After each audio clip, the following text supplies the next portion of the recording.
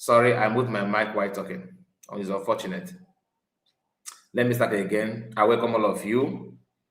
Welcome back to my channel. Good day to you guys. And to some of you, good evening, good afternoon, good morning, whatever time is your time. Please accept my greetings. Yes, I don't want to start playing song because we started very late. We're supposed to have been, going, maybe we're supposed to be in half of the program now, but something happened that we could not make it at that time. So we're going to start without wasting much time. I welcome all of you. Let me start again by sending my greetings to you, David Onyi. Greetings to you, David. Nice to read your comments. You made this comment before we start. Excellence, Wachuku. Hi, good evening, my dear brother. Kai Report. I see you. Our own brother, Amadichi Goze. Greetings. You're welcome. Peters, Frank, Mazakai, Uhuru Chioma, one name Mado. There were my brother. I greet you too. Jonesco.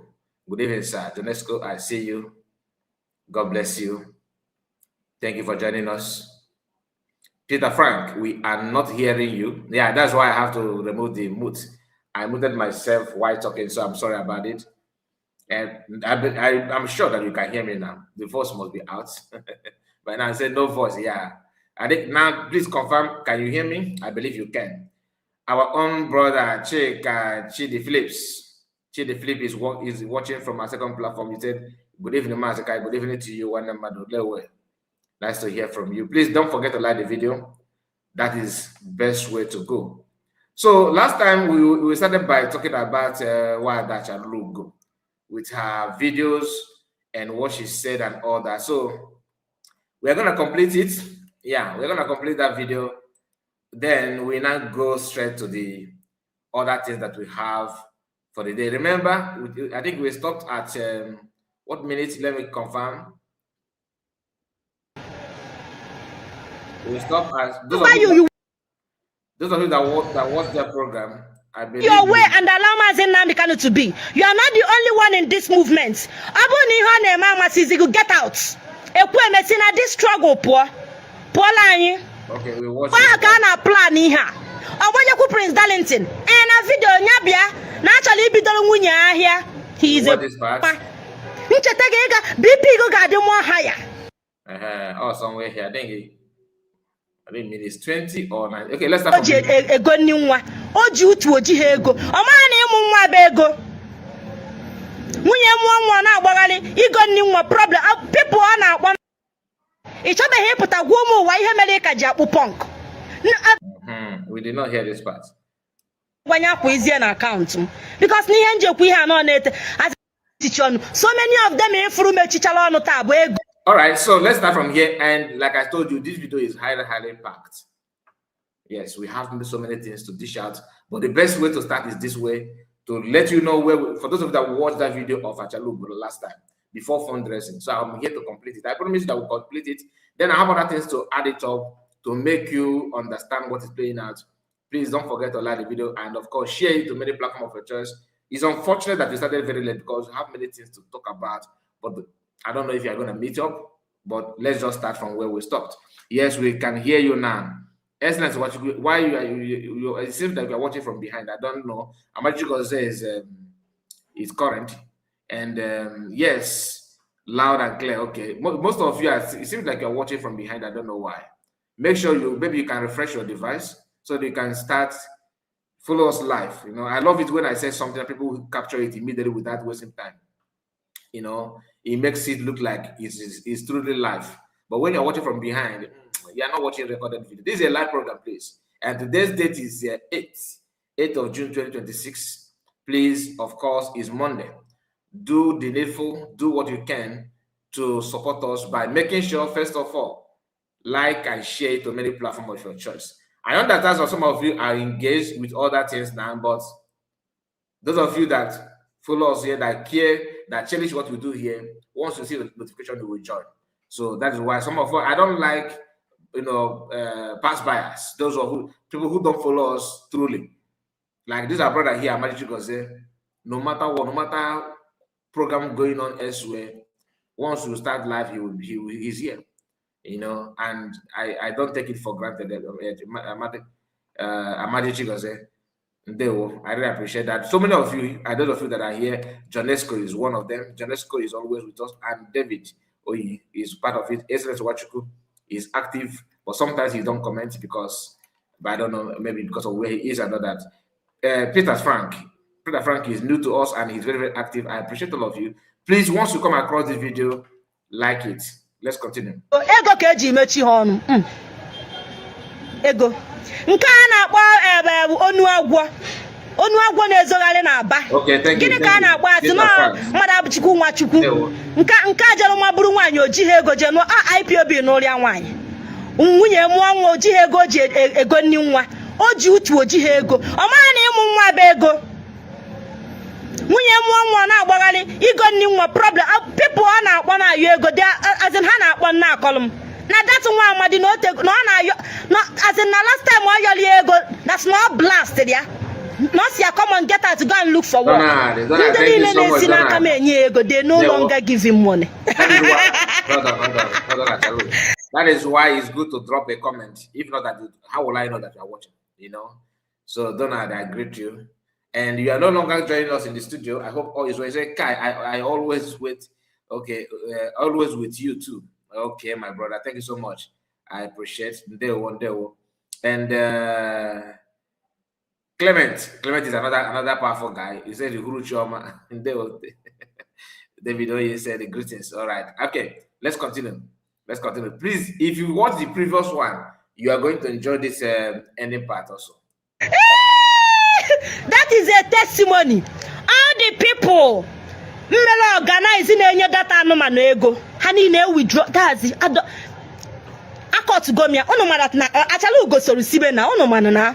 All the whole people mmele organize na-enyeli ya ka ịma na onwe ka ọha ha niile akụchie ne asị ha inyekwa ego ọzọ abụọ ngọnụ ọ bụ eziokwu bụ na ego but inye ego again abụọ ngọnụ and mbọ ọnụ ọ ga-eme ha sị nwa dachala ugo mbakwa na ha amanyezi ego na ego nyere ya nara n'iyi ifuge he asked me to come host with Ikenguru ago maka ọ bụrụ na enyeli ego ahụ now akpụrụ Prince Darlington kpojele Ikenga ya na eme video before you mali fuzie Prince Darlington ebe ọ na-akọtọ Maazị Nnamdi Kanu.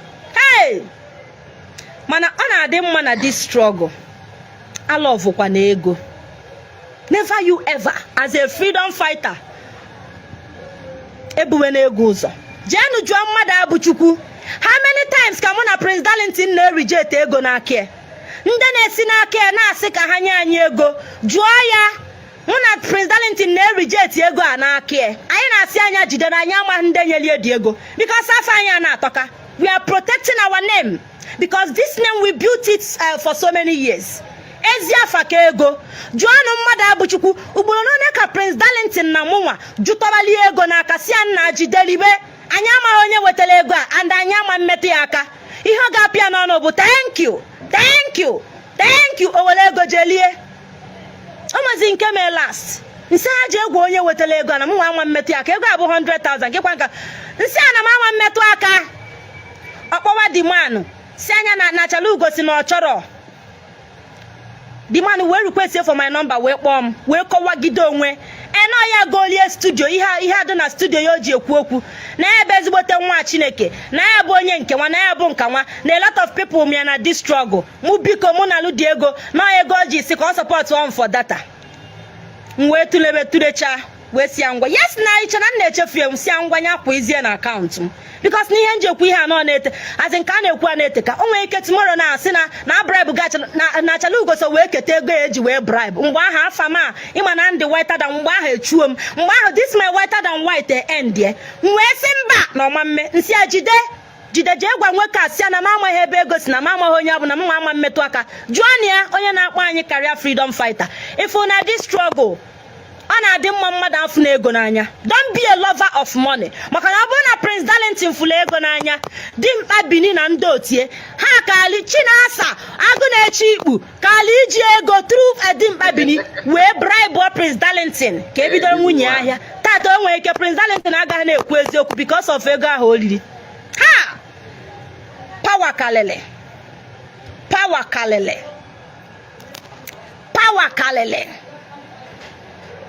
Ike Kanko. Prince Darlington, that guy. Onya so we sibe. Also ni heji agwano. If you follow me, no go do mistake. In afia. Onwe ihe nda ji atabiri esuru. Onwe ihe haji. That's onwe ihe hejiro. Haji atabiri esuru. Thank you so much. Atabiri esuru. Onwe ihe hejiro. Thank you, Clement. Thank you for super chat. Blackmail ha no ni. Thank you for that. You are so kind. May God reward you and bless you, grant your heart desires that are not bad. Okay, thank you so much. I appreciate. Fuka hasi we hazicha blackmail Mazi Nnamdi Kanu. Onye ni oche na eziokwu. Today eziokwu agbana. Mazi Nnamdi Kanu was running for his life. We see from Ethiopia. Bamoto risk gudo his life. Sorry. We bata Kenya. Nyako umu manuzo every night amagoro ha nwunye henu. Hanolo na their comfort zone na alagali ile onwu. Na asagali n'onu. Si na Mazi Nnamdi Kanu ka achọrọ ipulu dan. Ihe nchọrọ egwu unu tata bụ never you fight grace. If you in this life, you make ihe ọbụla ị na-eme, never you fight grace. As a matter of fact, these morons brought money out and bought a lot of people. They failed on my side and on your side. Yes, we know. Ha butala ego mgbe ha bido their blackmail akwunu niile no mgbe ha bidoro their empty blackmail on me. Actually got against in this mgbe aka ha chọrọ igobim. Nnọrụ na-enyo nda nyo ha nyogide ha. And actually got against in this. Actually you are against you are attacking the leadership. You are attacking them. Actually you are attacking them. Ka amali ihe ngeme because they will test your capacity. My sister is in the house. They were testing my capacity there. Wait, not to you, my sister. That is a USB My Nation, our own lovely sister. Please, she needs your assistance also. Please follow her. Very, very important. Ndewo, I see you. You're welcome. Ndewo. She's against this. Amanna ha na-achọ wee a ga-esi wee buy him. Ka ha draw me to their side. Ka m bịazie kwubi ihe m ekwesịrị ikwu. Ka m bịa gwa ha I'm not against this. Na m mere nka na m mere nke ọzọ bọta amakarịrị ha n'ife. Mgbe nọrụ na-enyo ha, na-enyo nda. Nyogide nda o wee bụrụ eziokwu. Na nda adịgo compromised. Ịma na Madam Punk, now let me come to your side. Ịma na ala ga-agbagbugu very soon. Before let me just let people know that everything they are saying and it happened to be the what PM already know for a very long time. PM exposed these people beyond repair. But it's unfortunate that Achalugo and her type was not able to capture that fact. Sometimes if you are not ready, you catch a name on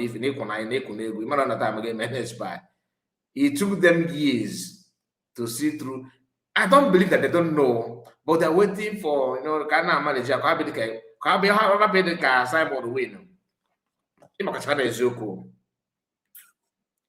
Just like some people now following you must say a report. You are lying, they paid you. You are lying, they paid you. You know, man, after nah, if I come back and what are they gonna say? No. If now that makes you a genuine person. That's all the fact. That makes you that you are, it is easy for someone to say, I am tall, I am whiter and whiter than snow. Prove it in a match monkey. You know the truth, deep down your mind, you know the facts. Why is it so difficult for you? Are you building a kaba? You said no. Then behave like you are not. Behave like you are not. If imagine what they're saying now, meaning that people have that why this lady is really, you can see the anger. She's fuming because she have seen all these things. She have count 1, 2, 3, so many faults, but there's no way to discharge this anger. Unfortunately, for DOS and they will now want to use the same hand they use on PM against Mazi Nnamdi Kanu. So it's not going down well. You can see it. It's not going down well. And I don't blame anybody. I don't blame Achalugo for this. No. I'm actually enjoying it because One of last was that I have been vindicated. The only thing that I don't like now is that PM is not here. I wish he's here, but maybe if he's here, they would have they wouldn't maybe they wouldn't have this kind of problem they're having now, because PM absent is the reason why they are fighting each other. If you can think very well to understand why I say so. If PM is here, then they may not. What happened in their midst may not happen, because the agenda and the focus is PM. The moment PM is no longer here, they must have another agenda to treat now, and there was no agenda to treat, because for the past 3 years, 4 years, he's only all about Simon Ekpa. But in his absence, they need to have another agenda to talk about, and there's no agenda. Then they have to do auditing. In the process of doing that auditing, they begin to revisit those things they jumped for those years. And that is why they're running helter-skelter. And this is the end of the Kaaba. Apart from all this, they want to take Nnamdi away because they want to build the internal war. That is what they want. Powered by, of course, people like Wazirike and Bianco No, and so many people. A few days ago, Joe Boko was spotted in a Ladepo market in Lagos. He claimed after what they did to Ike Kwemada is actually what they showed to him in Lagos State, Ladepo. And he managed to escape. What happened? He later made a new video. Oh, nothing happened to me. That they did not try it. That nobody touched him. After that, he's now predicting that he's going to close Ladepo, threatening people that he's going to close Ladepo market. Joy Bokweye, you claim to be Igbo man, but you are against everything Igbo. There was a time I said that Igbo people need Mossad, something like Mossad, like intelligence unit that will be checkmating activities of it, because you cannot just be a nation on paper. You have to act like one. I'm not talking about Biafra now. I'm talking about Igbo nation. Because if the history of Igbo people, there was a time they claimed, I forgot the one politician from Anambra State that was contesting for, I think, presidential, something like presidency or something like that. And Jim Uwobodo was also contesting. They went to campaign in the north. Jim started speaking Hausa. I guess his own brother. Those days, there are so many, history like that. In as much as I'm not a fan of Igbo presidency and all that nonsense, but when P2B came out to contest, I'm not his fan either. I don't like what P2B is doing because he's one of the problems. Okay, but when you go outside, facing Northerners and Westerners, I expect Igbo people to behave themselves. But anytime everybody wants to be on their own, yes, I want to be on my own. Why can't they go inside and begin to, nominate somebody in their midst? They don't do that. Always selling themselves outside. But if you have something like Mossad, those of them have vowed to, because I have access to presidency and enemies of Igbo land, I can teach them. And then I am now one-man squad in the midst of your own brothers. Who does that? There are so many things to talk about that, but I don't want to waste much time. Let's focus on this one. I can see my brother Franco Koye, Benjamin, Ugo, all of you in the comment section. I've called Bartholomew, I see you. Greetings to you. Chinonso, Ndewo, I greet all of you. Obonna, I see you. Greetings to you, Obonna. And I hope I'm not missing anybody. No, I don't think so. Everybody, yeah. Please don't forget to like the video and subscribe in case if you just join us. Very, very important that you do so. Let's hear Chalugo because she have a lot to, in her cupboard. She just want to dish it out sometimes. Madam Punk, first of all, in a video, keep my name out of your video. Nala da wagi. Wala fam de sanuso. Maka me mega lock him na Chalugo na anya aja. Ono ma drop kwa mma. Okwi nwere idea ya. In a video, here ga number one reason why oga be in a video. You keep my name out of your jargons. Those gossip, those nonsense. I know ndebe digu chole echoge. Because neither against Mazen Nnamdi Kanu. Yes, Digu Daribi. He put on a social media. Ulu Mazen Nnamdi Kanu no. If ne, ego ahe nyelugi. husband, even if you be now, and they make all give you. Johnny, I do. And then you give you. She didn't very, but oh, yeah, for cat the that's all your cat. Oh, boy, I'm not for the mother. Nah, okay, bully house. She didn't give very. You get your man, who am forget. Madam Punky, for that money, you get lead the money, but I who am forget. Iputana media na alagalili ije Sokoto. You went to Sokoto. Jefuma Nnamdi Kanu. Owe gwachagi ihe ogwagi we sigo na some members of XDOS na ha digo compromised. Iputakwo ya na radio station. Which is true. Oluzie ka ifuru ka ọ ga-adị bịazie Chinasa Nworu agụ na-echi ikpu. Bugaria your brain gwago na ikwesighị ikwu that na some members of DOS adigo compromised. Ikwu ha hobazie. Odazi ogwagasia obụghị asọ mmiri n'ọnụ gwagasia gị ihe ị ga na-ekwu. Witi chekeleke agwachaghị ihe ị ga na-ekwu pụtazie bịa kwu ha hụ ịkọgheriwekwazie mana ọgwụ ukwuru that na some members of DOS na Maazị Nnamdi Kanu say na some members of DOS ndị otie na ha adịgo compromise. Otu naanị go pụtakwara sikwazie na ọbụ ọzọ ihe ikwuru video. Thank God for social media. Social media doesn't forget. E wee je bupụta that video wee cut ebe ahụ ikwuru post ime ọnụ wopim ihe imezebo na Maazị Nnamdi Kanu ji achụ nwaanyị o ji wee rie ego ndị IPOB o ji wee gwuo ndị Igbo wayo. Madam Punk ka njụọ gị ego dị ọkpara nne gị dị na IPOB. Are you a member of IPOB, Madam Punk? O nwere ego ịtụrụ na IPOB?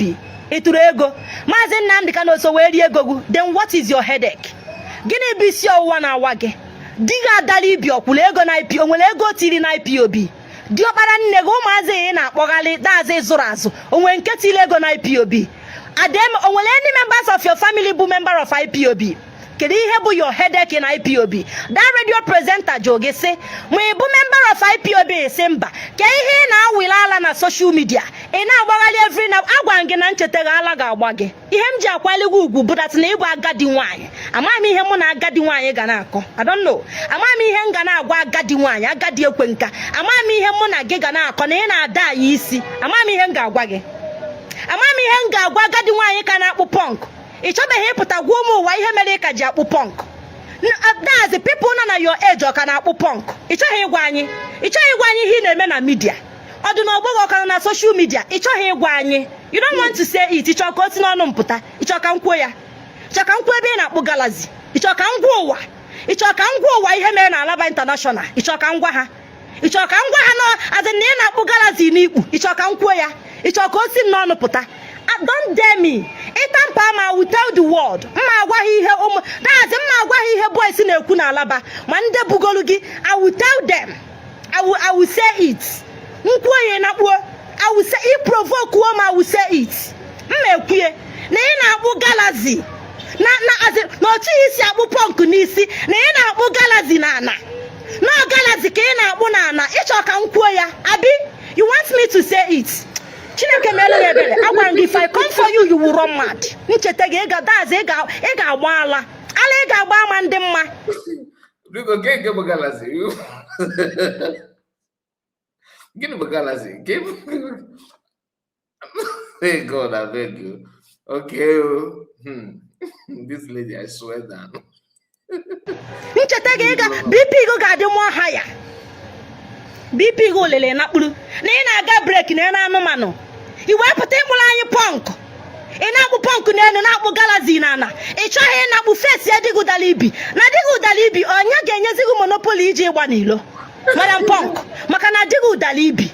Amụ adị ekwezie mbuga. Iwe si ifuze ya sa na avenue. Ịkpụ galazi na ana. Ka iwe na-epioghalị. Ị ga-emecha ta egwa anyị ihe galazi na-eme na ana gị. Na-adazi ana gị. Ị ga-agwa anyị ihe iji akpụ galazi.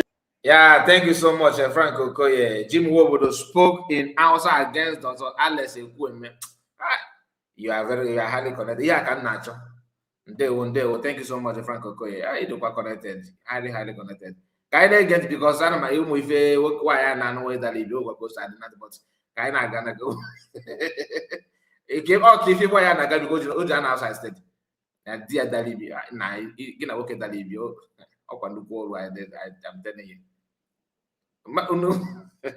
If you look at that in real life, if you look at that in real life, man, I call the Google Galaxy, I'm or DSTV Galaxy, no, Galaxy na banana.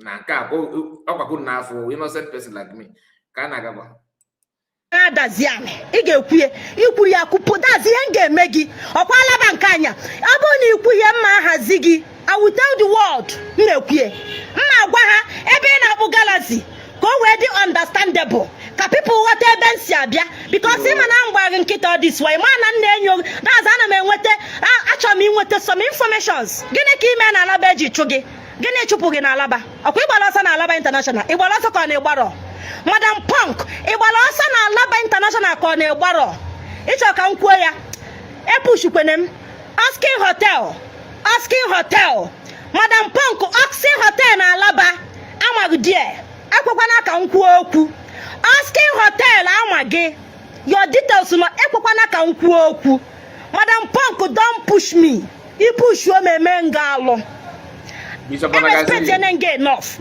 as na dig udali ibi na si anyway no nwere ike ọ bụ maka ibi die dar ka o ji ejegala ihe niile if you push me more afam bag on again emengalo ije Sokoto jecha Sokoto ama obi go bụ na o nwere onye ga-atagu die at the end of the day ifeluo inatabia kwuo ihe melu puta kwuo say that na some members of the is not funny it's not why anya kpụrụ Galaxy na ana below ọ kpụrụ Punk n'isi kwuo Galaxy na ana that's Galaxy o ji Galaxy eje but nke ahụ bụ that's I will say it later aga Sokoto nata gwa anyị ihe Maazị Nnamdi Kanu gwara ya that's not some members of DOS na ha adigo during my sister, you are not expecting me to explain what is Galaxy. Oh, come on, maybe I'm not doing Galaxy. I'm even Galaxy now. I'm not gonna lie to you. No, Galaxy now. I'm not maybe one of the hairstyle. Man, I'm almost that kind of.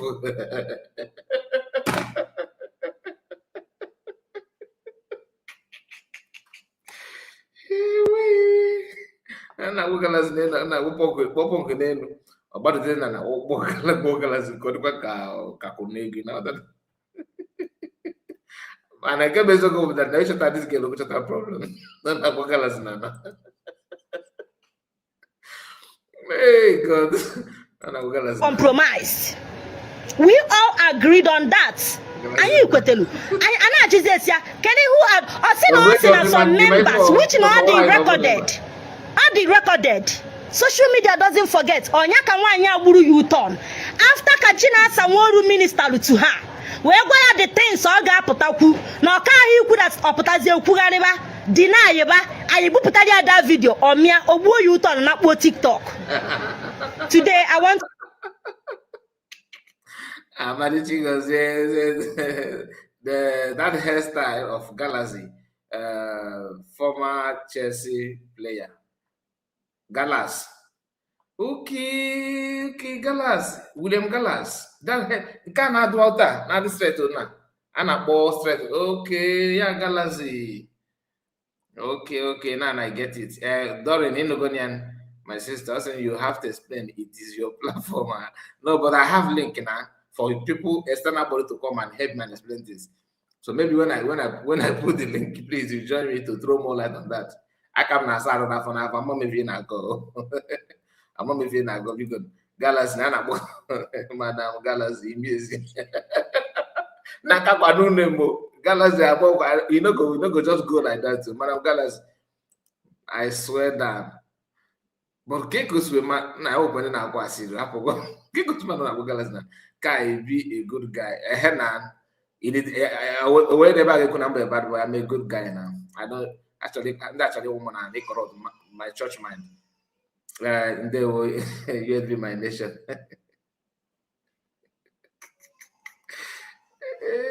Galaxy, I say, Shama are almost the same.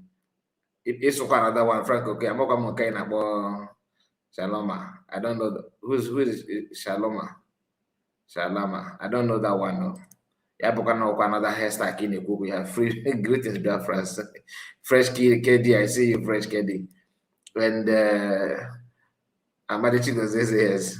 And now I already know what is Galas. I know that hairstyle for William Galas. I'm a Prochesi fan now. To appreciate those of you now while film na TikTok. I want to appreciate each and every one of you. Kudos to you guys. Unu na-eme Madam Punk alo na TikTok. Unu mara na some of you na blue app unu ama ihe na-go on na TikTok. Madam Punk na-enwete that's ọ na-ekete hey. N'aka ụmụazị banye na TikTok a na-eme alụ. Ọ na-abụ ọpụta life that's a ga-akpọgide iyi ọgbakpuru. Agwagide okwu bọgide iyi ka ọ nakpuru. A na-eme 30 there. Make una keep am up. Deal with her. Interrupt her gossip. Oh, that's all my Hana video na put eba na dorie. Una na kpo iyi na abu ya so. Na as a nail that is it. Destroy her. Ko na uje buga die. Na die na ayi ibi ya je buga ba die na ayi ibi. That man need care. Anya ka eji anu nwanyi. Nweke nuo nwanyi oko that's okechi ike na okorobia. Zucha nwunye na ụmụ ya. Abia na nka the woman azuo ya. Madam Punk should leave social media and go and take care of her husband Dalibi. On a well fantasies now. Yes, Muyorokota amu. Oda nibi. Let her go and take care of her husband.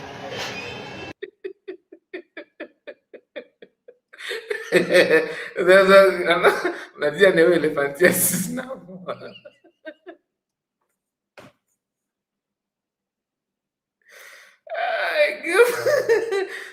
I'll give for this game. As I look, I swear. Now, you never you want to meet this game. You meet this the dog I organize. I swear. I'm really fantastic. At her age, on our galaxy, that's on our punk or galaxy. No one you do to her. My mother, can we have social media? My mother, we have so one year actually one you on a men media. Anyway,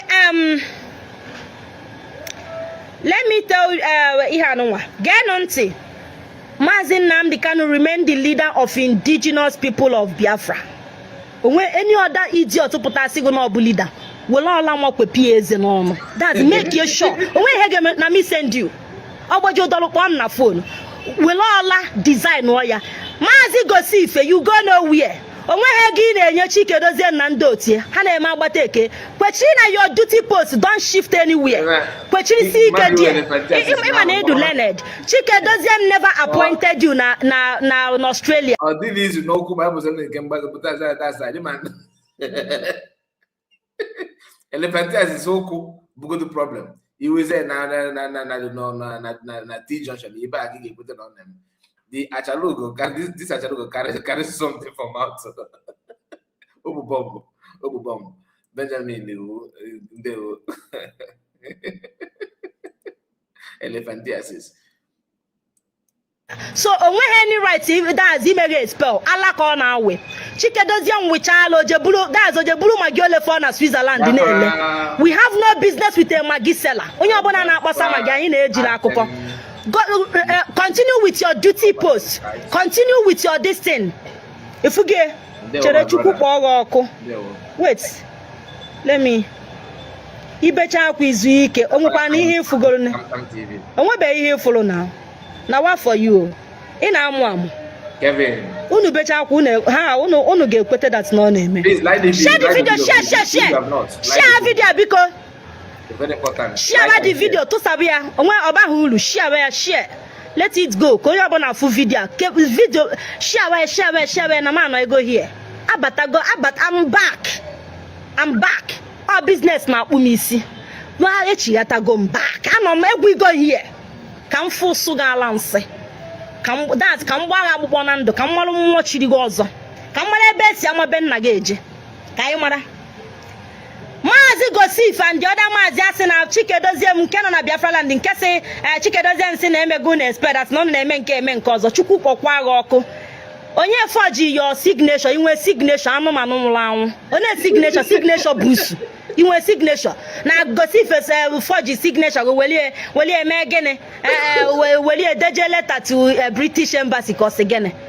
Everywhere Megalia, Hinde Megalia, Megali if I thought a such thing happened.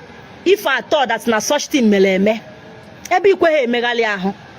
Uno nde megali la he megali go now. So no need. Enough here now. So all my people, Chike doesn't with Alanya Jesuike, and you went with XDOS. We are moving forward now. 100 men, we move. All hell 100 men. All hell Mazin Namdekan. All hell Biafra. All hell Ezibumu Chineke. All hell everybody. I they block them now. Ina gwakwa na magwa.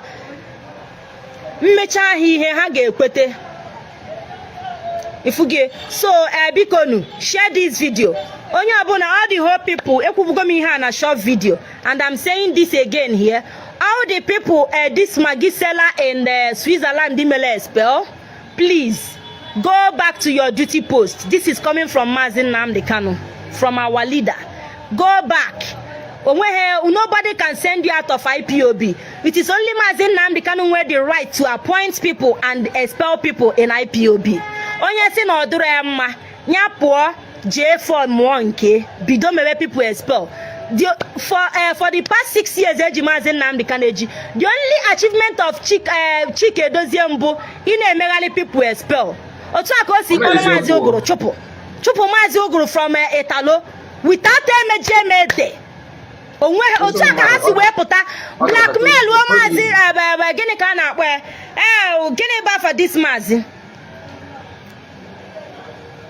High Chief Ogbuefi. A lot of people are blackmail. Ejide have blackmail, destroy their name. But today, we go.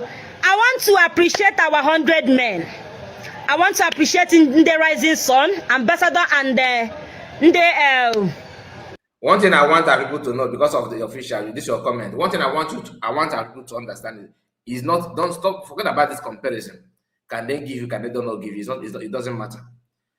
No matter any group being formed or have the what they have before, anything at all, any decision they make now, whether 100 men or 1,000 men or 50 men, to me it doesn't really matter. No matter any group, whatever they form now is better than DOS. I don't know how bad that DOS. You don't understand. You don't understand. This guy they have built cabal that even Master Kanu could not imagine. So whatever that is going to destabilize that cabal is a good idea. Whether 100 men, 1,000 men, it doesn't matter. How did him say it? That a journey of 1,000 miles, it begins with one step. Let them start from this one first. DOS needs to be put to where it belongs. And if 100 men issue, that's a way of telling you that Master can have distanced himself from these gangsters. Do you understand? You have to get it that way. Because if you keep, are you saying that we should continue managing them or what? No. So that is what must happen before the final union. You know what I mean? This thing, 100 men or 100 must happen before the final union, in my own interpretation. Some of you may say no, but to me, that because Master is not free yet. If Master is free and he said to hang on 100 men, then you cannot say that. But for man, you need this total separation from Master American, genuine people, from these gangsters. Otherwise, you keep on embodying them. They keep on using Master name to grow wing. Master did not even build 100, call for 100 men on time. Okay, he need to do that. Then after that, after the dissolving of, because they are still at the verge of total disintegration. By the time everything is being completed, you open a Zaf and you cannot talk of, you cannot know who is who. It's your you bring this DOS to join Genude France in USB government. No. That is just like bringing, adding million wow.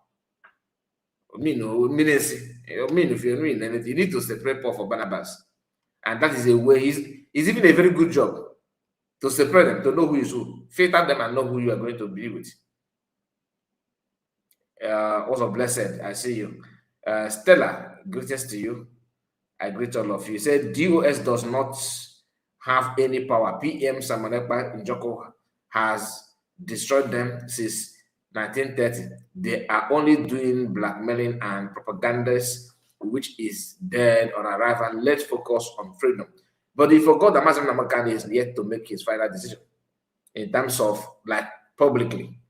And the only way he can do it by telling that these guys are they have compromised. And he said 100 men.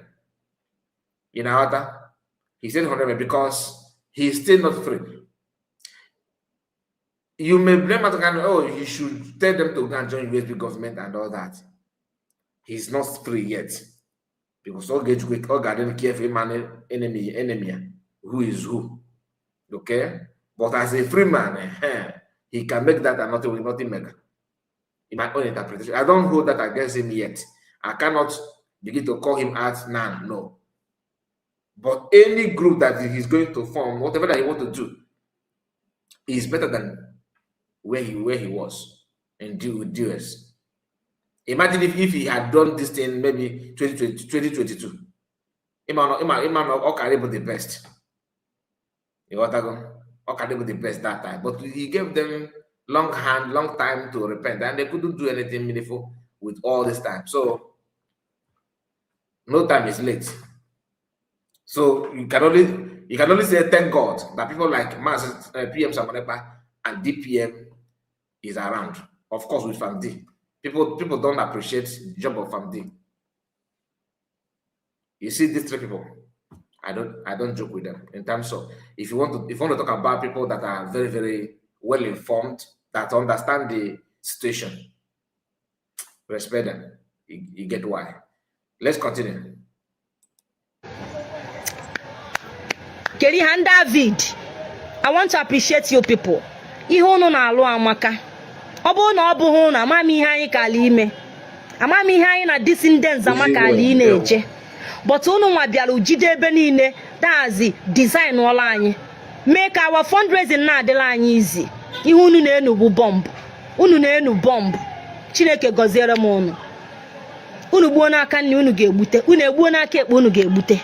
Unu na-eme ọfụma maka na asị onye agwa anya jide ka oji mana nke oji ịmana nke ọ na-eme dị mma. Jidenu ka unu ji. Chineke goziere m unu. Chukwu gozie each and every one of you.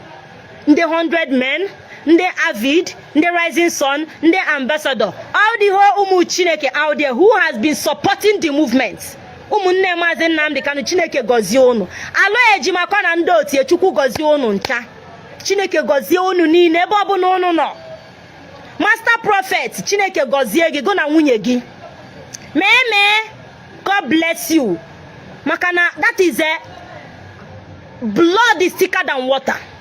Una amande na chekeleke nya chekegaliba. Take you care of nwanne unu na ade egote nwanne na afia.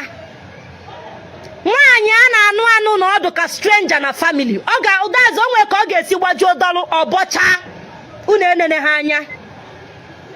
Kwarunu nwanne unu take you care of nwanne unu. Na unu agaghị enene nwanne unu onwuo. Unu agaghị agbachite nkịtị ndị ilu adorie ya. Onya ka nwanne ji wee dị mkpa. Onye na-enwe nwanne ọ na-ebe. Imagine Abuna Maazị Nnamdi Kanu enwe nwanne no ụmụ anụ. Devon, thank you so much for your comments. I appreciate you. I greet you, my brother. And Zion Pekin, I see your comment. Nice to have you. Zion Pekin said, Maazị, good evening from here. Good evening to you, Zion Pekin. We have Florence Chiwe. I see you. And I'm trying to separate you and Wawolo, I think. Let me call you Chiwe, please. Chiwe Wawolo. He said, please don't confuse yourself. There is nothing like 100 men. I hope you are not referring to me. I hope you are not referring to me because I'm not the one that formed 100 men. Why are you talking like that? Okay, somebody asked a question. You know, one thing about our people is that because you know the road, you know direction, you expect everybody to describe that road like you that know it. You think everybody is like you, that you can understand something now, and you are doing it immediately. So other people that are still struggling to understand it, you are trying to undermine them. I don't behave like that. Remember, these people that you're expecting them to join USB Instanta, it took them 5 years to see that US are faulty. It took them 5 years, 5 years, right? So now we are not expecting them to join USB now and begin to talk USB. I don't expect them. If they can waste all that time, 5 years, the master come absent, only for them to realize now that these guys are criminals, that this Joe Wege, how long did it take them to realize that DOS Chike doesn't mean it's not where to go? You see, but you yourself, you realize it earlier because your brain is not like, I'm not saying that these guys are stupid, you don't get me wrong. In our your mindset, your sense, the way you reason is different from their own. They don't think, okay, now you see how what it is Acharugo is doing now. He's sending greetings to Ndo their client. Okay, now what now? So are you expecting me to be angry because no follow DPM? Oh, no.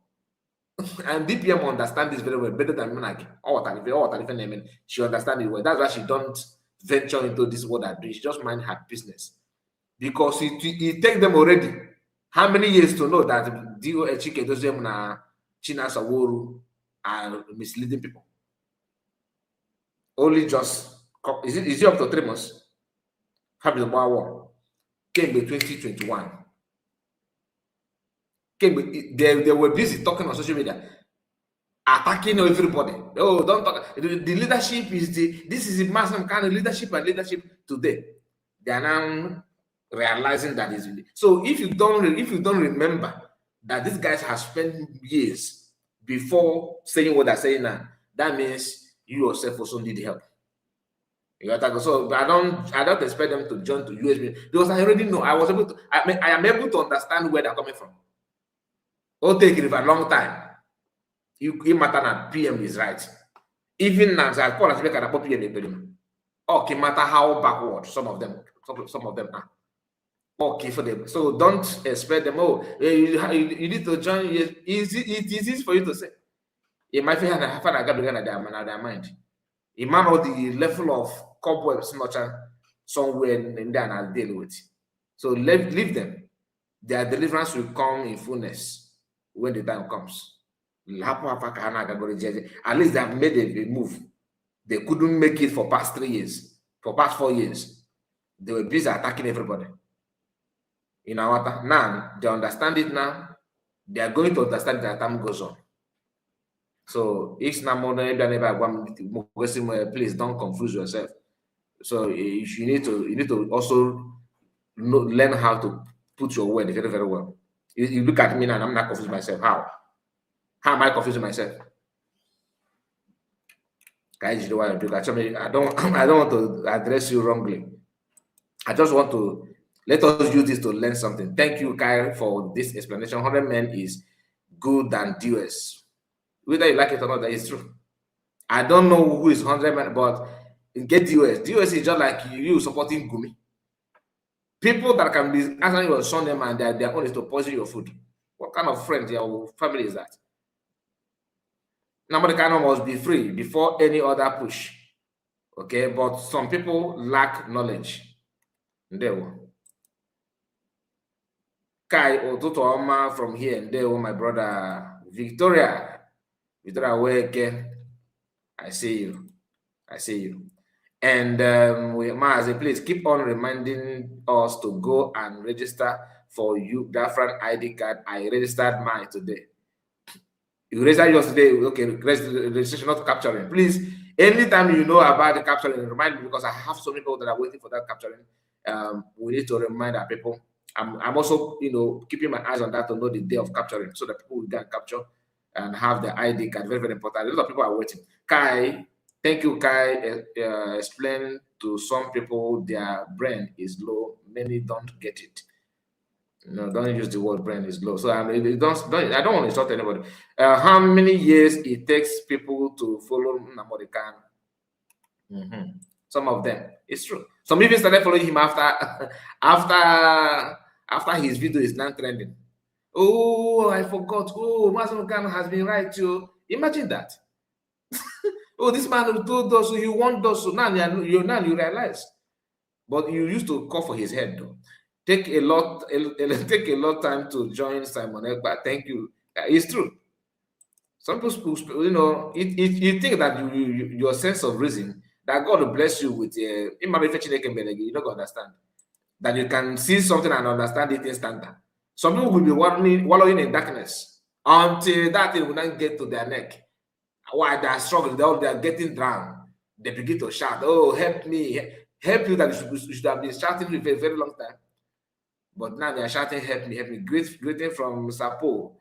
Okay, that's from Brazil. My brother or my sister, that you are in Brazil, isn't it?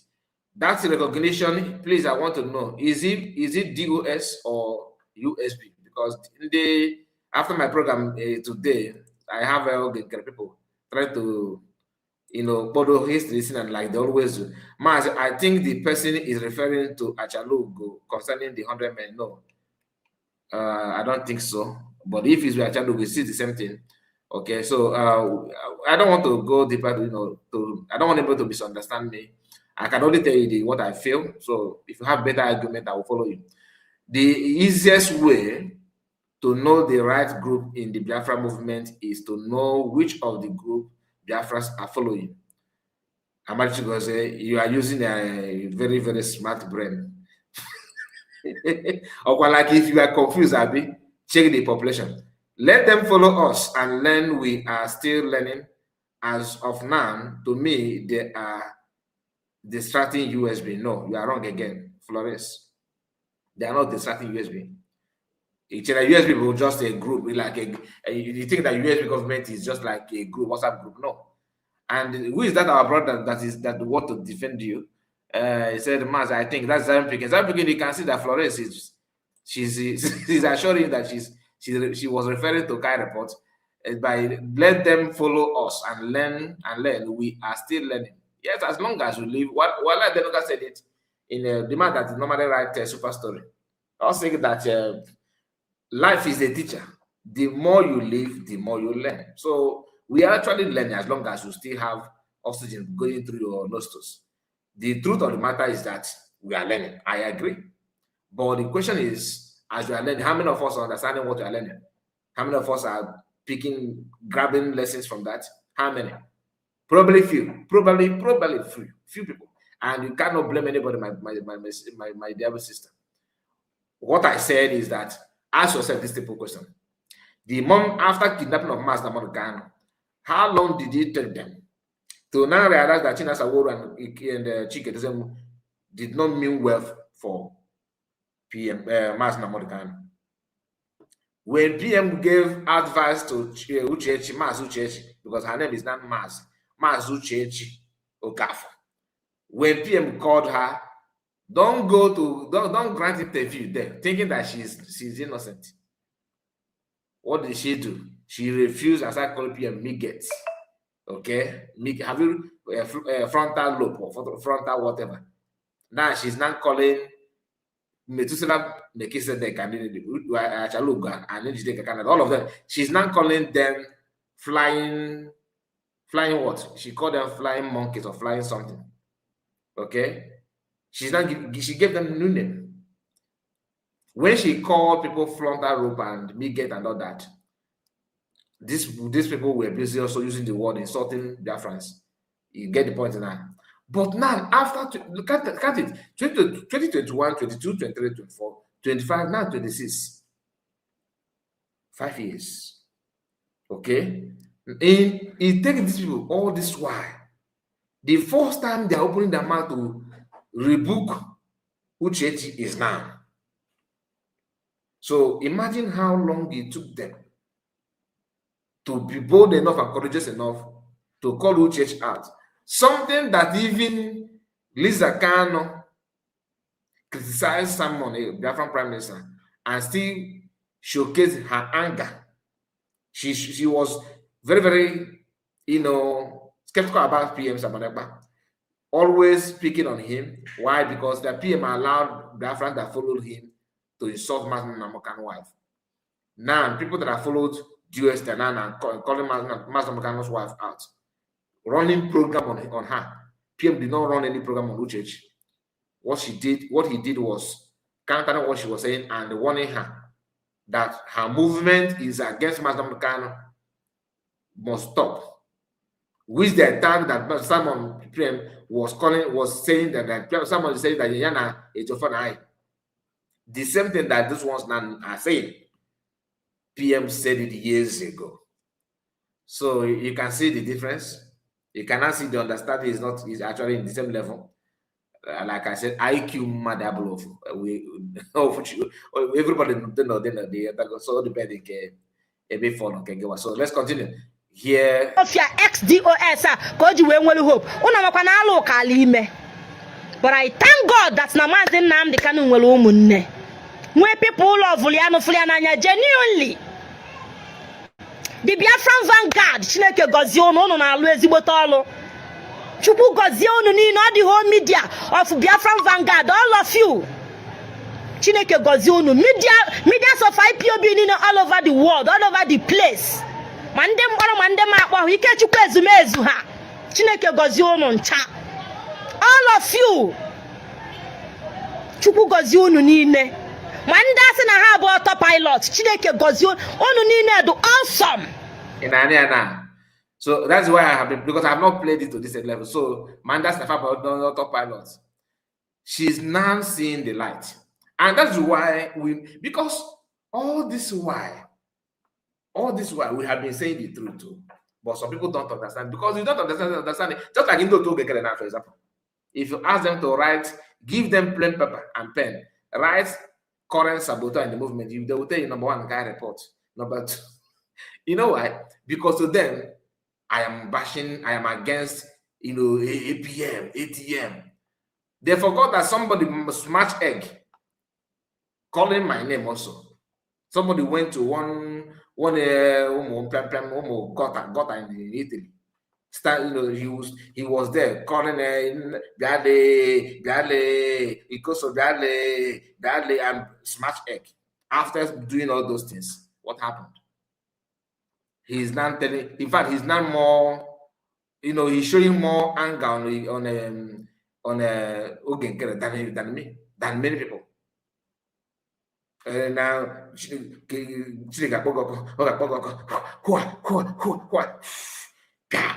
I played that work because of Ogenkere. Somebody did it. Some of you that are commenting on, have you break any egg on behalf of Ogenkere? No. Somebody break egg and he later realized now that because not that he's genuine though. Not that he's genuine. His own repentance is just that I'm a criminal, you're a criminal, and you're supposed to go and rob somewhere, and you went there and rob on time and succeed, and you have looted everything that we would have shared together. Therefore, I have issue with you. Does not mean that I have realized that you're a criminal, that you are more that I don't want to engage myself. No, the truth of the matter is that you already know he managed to steal something ahead of you. The operation that both of you are supposed to have, executed. He went behind and carried out that operation, and he robbed that place successfully on his back with all the looted items. So the problem between two of them is not because they are innocent. It's just that this one outsmarts me, you know what I mean? That's what happened between Mazakwa and Ogenkere. The issue is money. Not that Mazakwa is a repentant soul, no. He's still searching for where to loot. So you can see the difference. I want you always to understand something. Genuine people don't talk because they want to talk, but if this situation calls for that, you have to say it the way it is. I understand that some of us, because some of us are very, very have temperament issue, anger issue. Right now, if you don't join USB, he's idiot, he's not he's this. Some of them are not truly. Some of them need time to understand. Some people join the USB government after the declaration. They even have power in the office, honorable and the chief honorable and all that. They decide to resign and go away. Why? Not that the power is not with them. They have given them office in the USB. They recognize them. They believe that they can deliver. One day they will just wake up and said, Ngozi is not, doing well. We ask them, doing well in terms of what? When I'm talking, Ngozi want to counter what I'm saying. What are you actually talking about? I say something, and Ngozi is not going to understand me. and she countered me, I can't work under her. So meaning that you want to be in the government, that where everything you said must stand. Then that means you're a leader than her. Then you are the one leading her. We are there today. They are nowhere to be found. But those that the people did not even count are the one that doing the needful without looking back. They understand what it means to be in the government. You don't just say, I hereby declare, with my territorial integrity, with my territorial integrity, with my territorial, with the map and population and all that. We are hereby declare ourselves United States of Biafra. After saying that, you're not saying, nah, I still like that share that is in Briggy. Let me go back to Briggy. So you did not realize that you are going to declare yourself before? What did you go there to do? Mature people. Would you say now their own is that they don't know? It's still the same, the level of the understanding, the brain, the IQ is very low. Once they go and get tough, they start looking for alternative. They start looking for alternative. They're waiting to have, an office that everything they say must go, no challenge, no difficulty, no, everything must be bread and butter. Any little challenge, they begin to fumble, begin to look left and right. They started blaming anybody. But if you sit down and try to understand what they're saying, you find out that these guys are actually the problem. That's why somebody, we used to say that the problem is, maybe because of DPM dissolved the cabinet. That was why I was like, is it truly that PM said to dissolve the cabinet or not? DPM proved that by bringing to everybody the meeting that PM, had with them, where they nominated people that are going to see a new cabinet members and everything. And PM said, after declaration, the diplomatic battle will start. Because you understand that people that serve in Briggy may not be that, up to standard to represent it when it comes to diplomatic push. People that can, sit down and within 20 minutes and draft a very powerful letter that we can submit. Not in the garden, so I just say make I check whether you the office so that I will feel submit this document in as a diplomatic push one, but your grammar is not in line. So why not allow people who will do it to continue from where you stop? That does not mean that your work is being undermined. It simply means that somebody continue from where you stop. It may get another way that people that you think that take over may even drop because they are not capable. Another people will take over. Because you are looking for something, you have to get prepared for that. So this issue of it must be the way I want, the way it's supposed to be, is actually hindering a lot of things. That is why Wazirike in his mashup. Somebody say no sound. I want, mommy, you just drag the video. I think you are watching from the beginning. Yes, when we started, we had I muted my mic and I was not able to. My voice was not coming out, so I believe that's why she's not watching us. She's not watching us. She's watching from behind. Anyway, what I'm trying to say is that sometimes we need to calm down to understand the situation, the circumstances, before you cannot make final conclusion.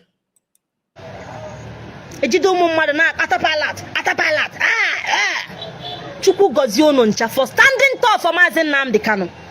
Chukwu gozie onye obuna. We need everybody in this fight. The era of blackmail and division has come and gone in IPOB. We don't want to divide anymore. We are all one. That is what. Are you getting the point now? And we are all one Kembu one. Not one bonding push because they have agenda. They have so that's why top pilot. You guys are fine. Guess Mazi Nnamdi himself know the fact. That was why they push him. They use all the tactics for him to denounce PM Samanegba because of the level of genuineness and clear mind and clear conscience of Mazi Nnamdi. He see through all these things. He kept quiet. They push him. You think that Mazi Nnamdi is stupid? He knows. Only a fool will think that Samanegba is against Mazi Nnamdi. You must be mad. Anybody that thinks that PM Samanegba, is against Mazi Nnamdi, no, he's not. Just like now that Achalugo and Metisela and their group are no longer with DOS. Do you think that means he's against Master Mekani? No, he's not. Manas no mgbe ejite tola bototo ya. Yotago. Ota ka danger. You looking at that on they send greetings to that's the five and autopilot. Everybody is one. No when name in Dojo Batan when I Tibozo Buanaga. Everything that PM said is not what he's playing at. But guess what? Somebody like MP Paul Achebe, right? He's still referring PM as a Berman. Is that not madness? That means even in their midst, too, like Betula Group and Chalugonan, they still have some people that are with one leg in deal. Anybody that opened their mouth and said that PM is a criminal is a criminal. And you are criticizing China Saworo and Chike Dozem. Your own madness is in a different department. I'm not saying listen, I'm not saying they should all come out and begin to apologize. Some men don't like to apologize, no problem. But do not go back and begin to call PM. But because what you are standing for now is exactly what PM did. Because he see through what they are doing. He know them. They had meeting together that most of these people on social media did not even know what happened behind the scene.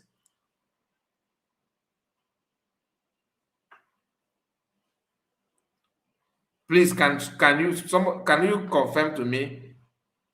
Somebody is saying two people now are saying that my mic is not you cannot hear me.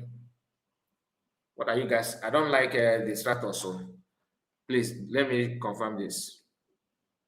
Let me use my phone and check myself. Chinyere also said I should check my mic. There is sound. Okay. Don't say that sound. What are they saying? We can hear you very well. Okay, they are just joining us newly because I had that problem when I started. Please, thank you so much. Thank you for confirming that because I don't want to start playing my video from here. I don't like it. Yes, I don't want to hear. Why I'm streaming live. I'll be watching myself. It doesn't make any sense. So no, you are all loud and clear. Thank you so much. And mommy Ngoseka, yes, Florence said we are hearing you. Thank you so much. I appreciate it. Dorian decided, okay, maybe they don't join us and they are encountering that which we had, at the beginning. Okay, let's please, because once somebody distracts me like this, I always struggle to remember to connect back. Let's continue. We have to come together and achieve one thing. Which is Mazen Namdekan is the reason for the season. That's all. And people holding that season is PM and Dr. Abeze. I don't understand that some of our brothers want you now that you are getting the point to go back to drawing board and they realize that PM Simon Ekpa, DPM are the one following it the way it's supposed to be. Why is it that DOS and Kaba pushed so hard to get PM out of the way? Believing that getting him out of the way will pave the way for them to continue with their their get-together group. They forgot that Kemanka, Imankoz. Do they even know that DPM is somewhere waiting? They don't know. Look at it today. Like I said, Ayoma the low way. At the end of the day, Master Americano, just like you said, is USB, whether you like it or not. And he knew this. I don't expect him to begin to shout, oh, USB, no, in where they're holding him. Go take somebody my face. What if I come here? Relax, that's time for everything. Relax your mind. I could fetcha, or that hour. Nyabu the man that brought all of us together. We're not together today. We're one. A whole lot of Umuchineke has been helping me in China. IPOB brought us together. They made it. Now I spanned that trade fair a few months ago. Because of Mazen Namdekan. Abuno bring you together. Kunya more love Nimanye. From Naspanda he hogum. How can he go sim love? How because they later raised money for me that very day. They loved me, they showed me love. Abuna was Gamazin Namdekano. All that love I inwete, You forget. because Mazin Namdekano brought all of us together. For that reason, we need to bond together and achieve one goal. That's all. They are our brothers. Getting as autopilot. Autopilot, they are our brother. We are all one. We need to achieve something. Okay, if I need the same thing, no, the same thing. The reason why you have name like 100 men, they are the same thing at the end of the day. I think I will feature or that hour because mass Namakan is a symbol that PM, DPM understand that symbol. If you gonna question about that now, USB government and the leaders are not they are not aware. They are very much aware. In case about them are there. I don't make competition here. Or DPM na if the respect or Butozo. Do you remember how DPM addressed Butozo? Despite in the midst of the midst of chaos, or Chikumaka Butozo. Go and watch, or my own. I know that I don't need to sugarcoat anything. She will address Butozo with respect. Like if I wash them down. But I'm telling you, I'm saying that the gentleman, and I'm sorry. I don't get that I don't get that grace. That is me. My voice may not be as loud as you understand, but at least you can hear me. But I will use that as little, as tiny as my voice sound. I will use it to tell you my mind. You don't just rubbish me and expect praises. How many decades of chaplet nobody Catholic? Before it come out because I will rain it on you. Instant. But DPM, after insulting her, somebody of her level, somebody in her level, she still calm down. I know I saw I don't get that gift in other. I don't get that. Or somebody like that. Kid and expect undermine one master PM. Even in PM so absent, mention one day on if I go for those about PM. You should know if you think that DPM don't have mouth to rubbish PM and claim glory of everything. No. You're not gonna understand, and I wish you understand. Let's continue. Yes, we need everyone. They thought they would sack the greatest leader of IPO. We have to try you go now. We're gonna half again now. So we are now together. 100%. And we will do exploits. Mazin Namdekano will come out. His legal team Sagaba Gonjem Hanona Kuje now. They are standing tall for Mazin Namdekano. Forget noise. Forgetting them asleep. Forget them. Forget them. Forget ya. Onye becha kwanya fichanye. Now what will be. Mazin Namdekano we go. Mazin Namdekano all the way. Mazin Namdekano kanyema. Anything like you can never stop people from loving Mazin Namdekano. People loved him. A whole lot of people who are not member of IPOB are the main people now fighting for Mazin Namdekano. Jeju Madam Punk or that's all gagwage. Na as a nanya fuge wa. Na people emege alo. Anum no na gazin inbox na naga. Don't be deceived. Imana if made US and their group, they were thinking that because in their mind they think that autopilot that follows someone, but that were people on the mind Masmokano. The Masmokano is nobody give the message.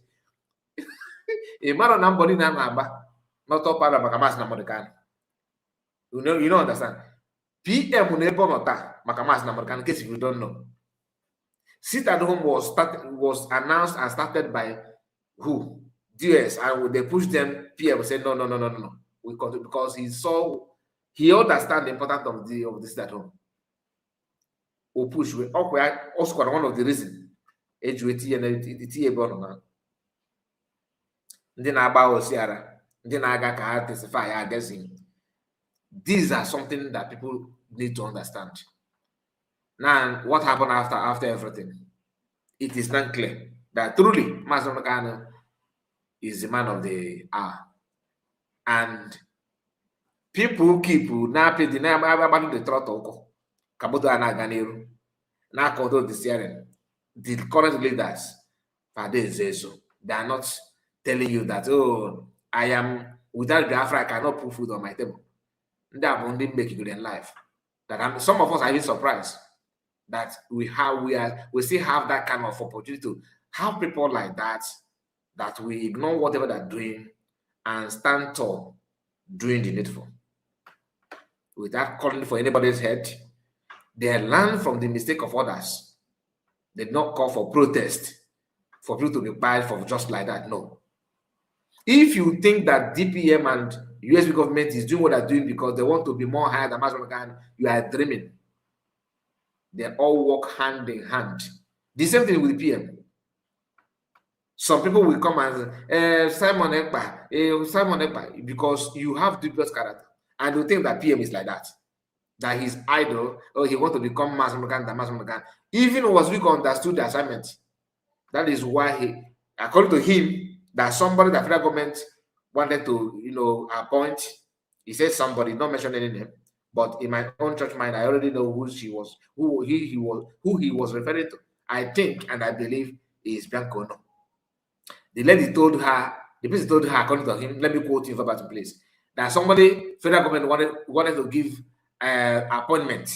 The person came to him and said, that I wanted to take this appointment, but I'm contemplating. People may misunderstand me. People may think that I'm working against Master Morgan. He said, no. He gave the person advice. No. That because you want to really, if you actually want Master to be free, that you need to go and join them and work with them so that they will do this and do that to release Master Morgan. After such advice, they will start hearing that Jack Ono have accepted the appointment, right? Then what did she do?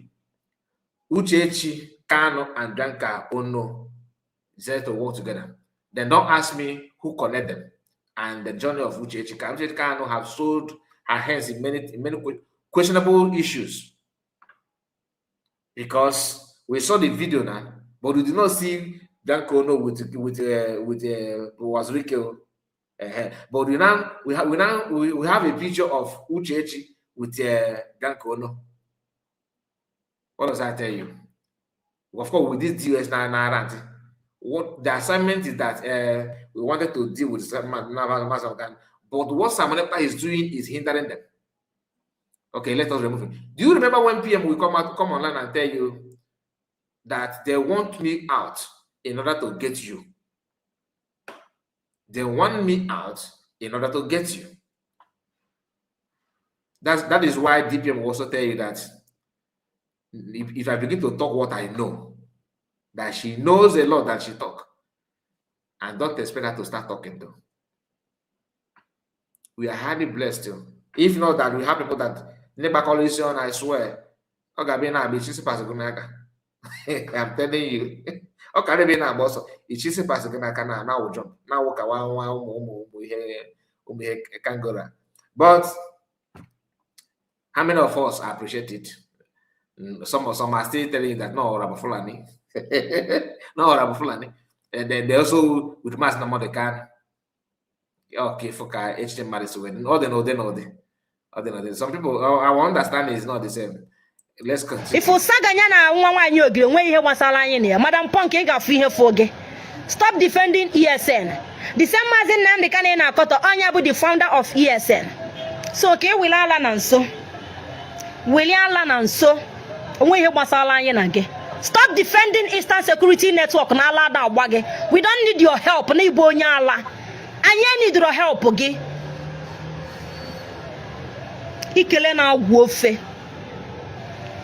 On that note, my people, share this video this is I'm bringing everything to an end today. I want to. All right, so we are going to move to Njideka, Canada. Then after that, we'll come back to some of the videos of Achalug as well. Before we wrap it up, pay attention.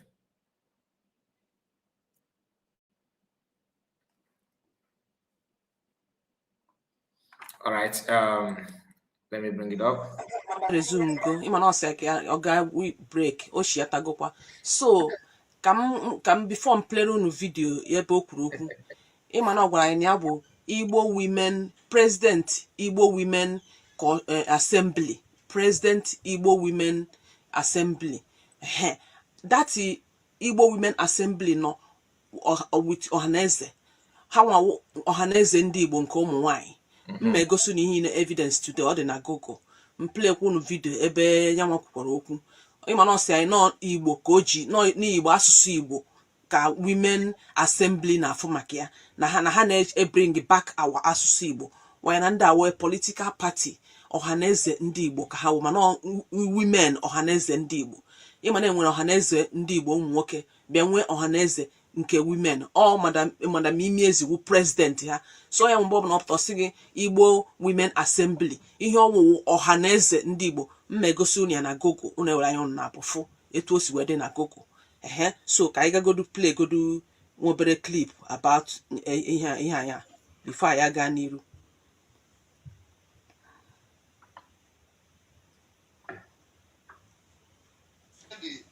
Your passion, what drives your passion towards Igbo's advocacy?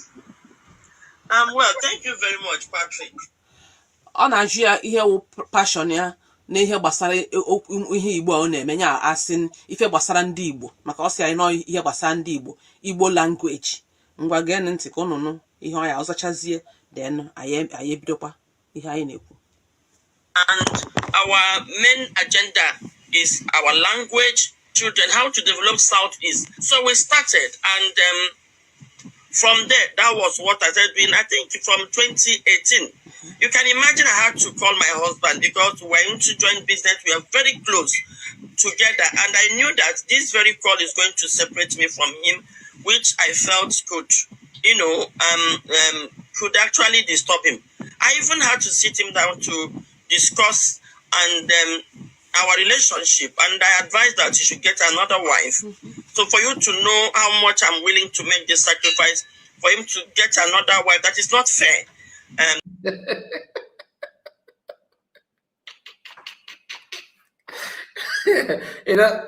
When somebody said it before that this woman married another woman for her husband.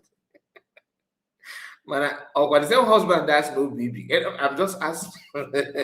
I'm just asking. Anyway, let us hear it. Some of us may not know that this woman have married, different men. According to this information from Njideka, Canada, that she was in Libya doing what they normally do in Libya. Don't ask me what. Ask your neighbor. Because I don't know, I cannot tell you. Just that I should be traveling, leaving home, because I knew the job is going to make me travel oftentimes, because sometimes I get this message and I must leave home. The job is going to make me travel oftentimes, because sometimes I get this message, to travel. So when we discussed it, and of course he was with me when I was having these issues, these disturbances. When he saw that, when I started doing this, I'm a very private person. Naturally, very private, a due process kind of a person, but very private. Due to my kind of life, I don't really mix with people because I can hardly stay where, corruption and all this bullshit happens. My brother. Madam Imanamo Guarono na my broadcast, I think last 2 months. Na Madam Imiezi na ya na DAP ho. Okwa ngwaronia, okwo sigo no ya putana. Une believe go na nnagu na eziokwu. Madam Imiezi na agba n'iro ịma na agwa m no je gba akwụna na Libya. And true nke abụkwa nke so darling amam na go from wada Njideka say no gaga gba akwụna na Libya. So I don't want to be the first to say it, but yeah, I not hear it. No be na Libya. So yeah, asking what do they do in Libya? And I will concrete na Libya. Oh, and when they now look at better work, when they now go na so na iron. All the Nkayon go focus on ya. And I Herod.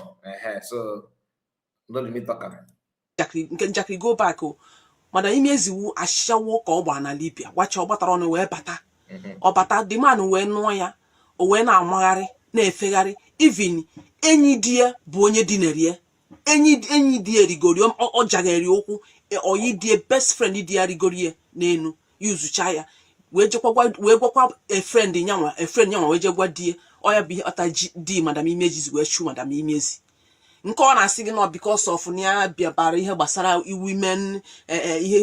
women assembly nya wee sị ka ya na di separate ya jee nụta nwaanyị ọzọ asị di bụ onye shụrụ ya ọ kụpụrụ ya ofu eze adị ebe na-ene ya n'ọnụ ebe a the man wee kụpụrụ ya ofu eze a n'ọnụ kwụọ ya beyond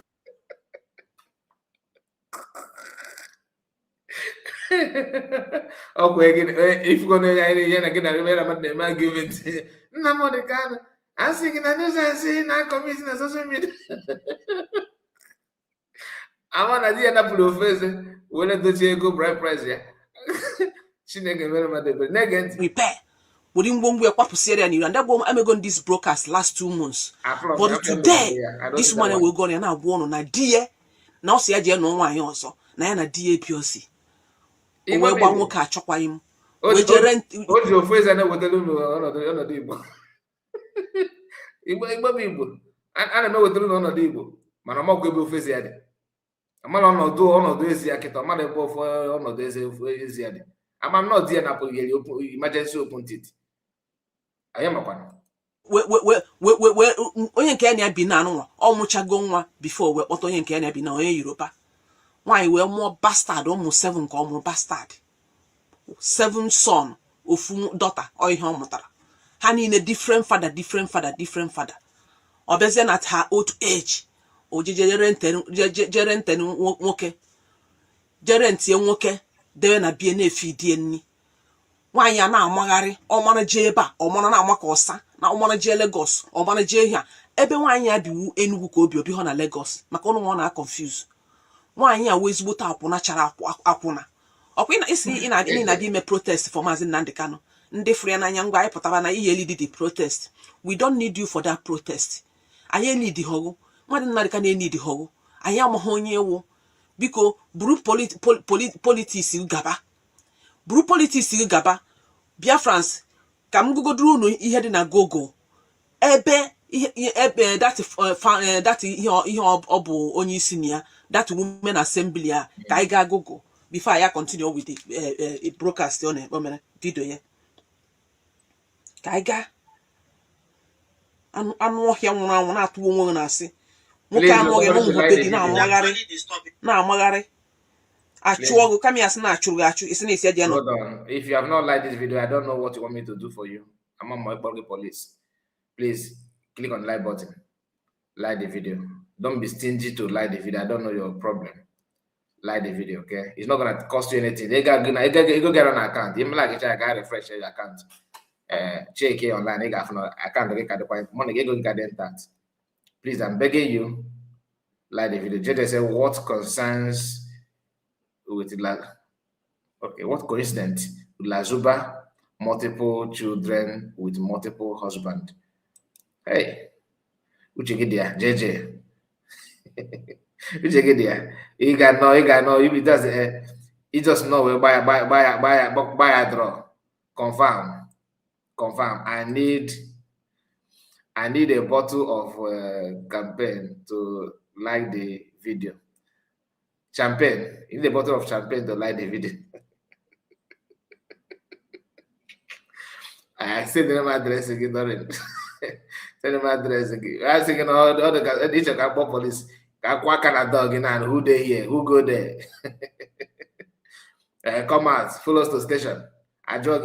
Buy a can you see aqua? Thinking now you can if I second on the like of video can report. I don't know life. You cannot. You just watch, no like the video. Please like the video, okay? It's not gonna take anything away from you. The champagne, you have to give me bring your address. You get champagne, so it not boring no. Mana aka kija like the video. Mama can ekucha bet. Chapen na gana akpore na. Ija akpore I like what the I like the video, my sister. Official. Ọ dị egwu. Ọ dị egwu ihe nke a bụzi rice. Lolo. Ọ bụzi rice. Lolo Nneka Chimezie has found her match. A sị gị na nwaanyị n'ibie che na ndị kwuru okwu ma ife a na-ekwu na ọ bụ na nwoke na respond to Nneka. Ọ ka gị na-amachagharị ene na na-eme n'ụlọ taa onye gbara oke na nwaanyị nwaanyị gwa gị okwu kwete na na-eme na ọ nwaanyị ife fiti nwaanyị na-agba efiti kpa ọ nwaanyị ibia ya tago ya na-eme some men ịnụ ha na nwaanyị dị anya oge ochie ọgbakwa kịta ị ga nụkwasị ya nwaanyị ọzọ ya na onye dị anaja anya ịtụkụ ụkwụ nọ n'oche na-akụrụ na-echi ewefu oche gị ya nwaanyị na nwaanyị bịa na-akwụ mana ime kịta na ụmụanyị na-abịa eti m ọbụ ihe ọma mmeda dị kịta two women igbo etiki isi ọnụ wee dose gị ihe astroku elu mmelu ozugbo I'm telling you oge ochie bụ na nwaanyị na-agba na edi ya nsogbu asị a ga-anụ nwaanyị ọzọ ụmụanyị na-ekwu okwu too much asị a ga-anụ nwaanyị ọzọ uye dị versus uye dị ife ga na-anabụ nna ọkwa ife nne uye dị asị ọ na-ada n'afịa mana kịta ifu trial ụmụanyị na-agba ebuka isi ọnụ bie gị stroke ife a na-abụ kịta abụrụ nwaanyị nna m ịghọ kịta mee ya na emere oge ochie fee bika isi ọnụ bie gị stroke ikweta na ọ na-eme ọ ya mere kịta ịnọdụ ihe aka na advice anymore mana mgbe gboo na-awa ọgwụ one hand nwaanyị na-ekwu okwu too much ọ na-eji asogbo every time chọchọchọchọchọchọ asị a ga-anọ nwa nụkwasị ya nwaanyị ife ọ na-awa ọkụ if you try am now ị ga-ebu agba gị n'aka na-agba ọsọ na street ha ga-eme ife ụmụ eme high five my sister thank you gị na-ekwu anụ ọfụ ife mere iche na ha na-anọ ọgụ n'ime ofe a ọgụ abụzi problem I'm telling you akpọ gị agụ oyi na be gị kweta na ọ na-eme ta nwaanyị ọzọ ekpere ime oke na ihe m jụrụ Google asị Google who is the founder of Igbo Women Assembly in Lagos? Google sim na-eni ebe a maka ndị ụta maka nwaanyị a gwara anyị n'Igbo n'asụsụ Igbo ka ha na-asọpọtụ n'asụsụ Igbo see who is the founder of Igbo Women Assembly in Lagos. Google asị the Igbo Women Assembly Iwa, a prominent social, cultural and the pressure group, operates nationally as an affiliate of Ohaneze Ndị Igbo. The organization is led nationally by Lolo Nneka Chimezie. Okay? Or see, the Iwa is not structured as a single localized in the Iwa is not structured as a single localized Lagos group. Rather, its members in the southwestern region coordinate under the broad national and the state chapter. See, the group is highly active in advocating for Igbo community interest in Lagos. If we are here Kwando Ohaneze, man ha ji asụsụ Igbo emegharị ya anya sị na Igbo no asụsụ Igbo ka ha na-bring the back na achọ ka Igbo kwuru ka ghara ya na shi ya. Mmechakwa mpelu n'ebe vidio nwaanyị ya kwupụra no politics.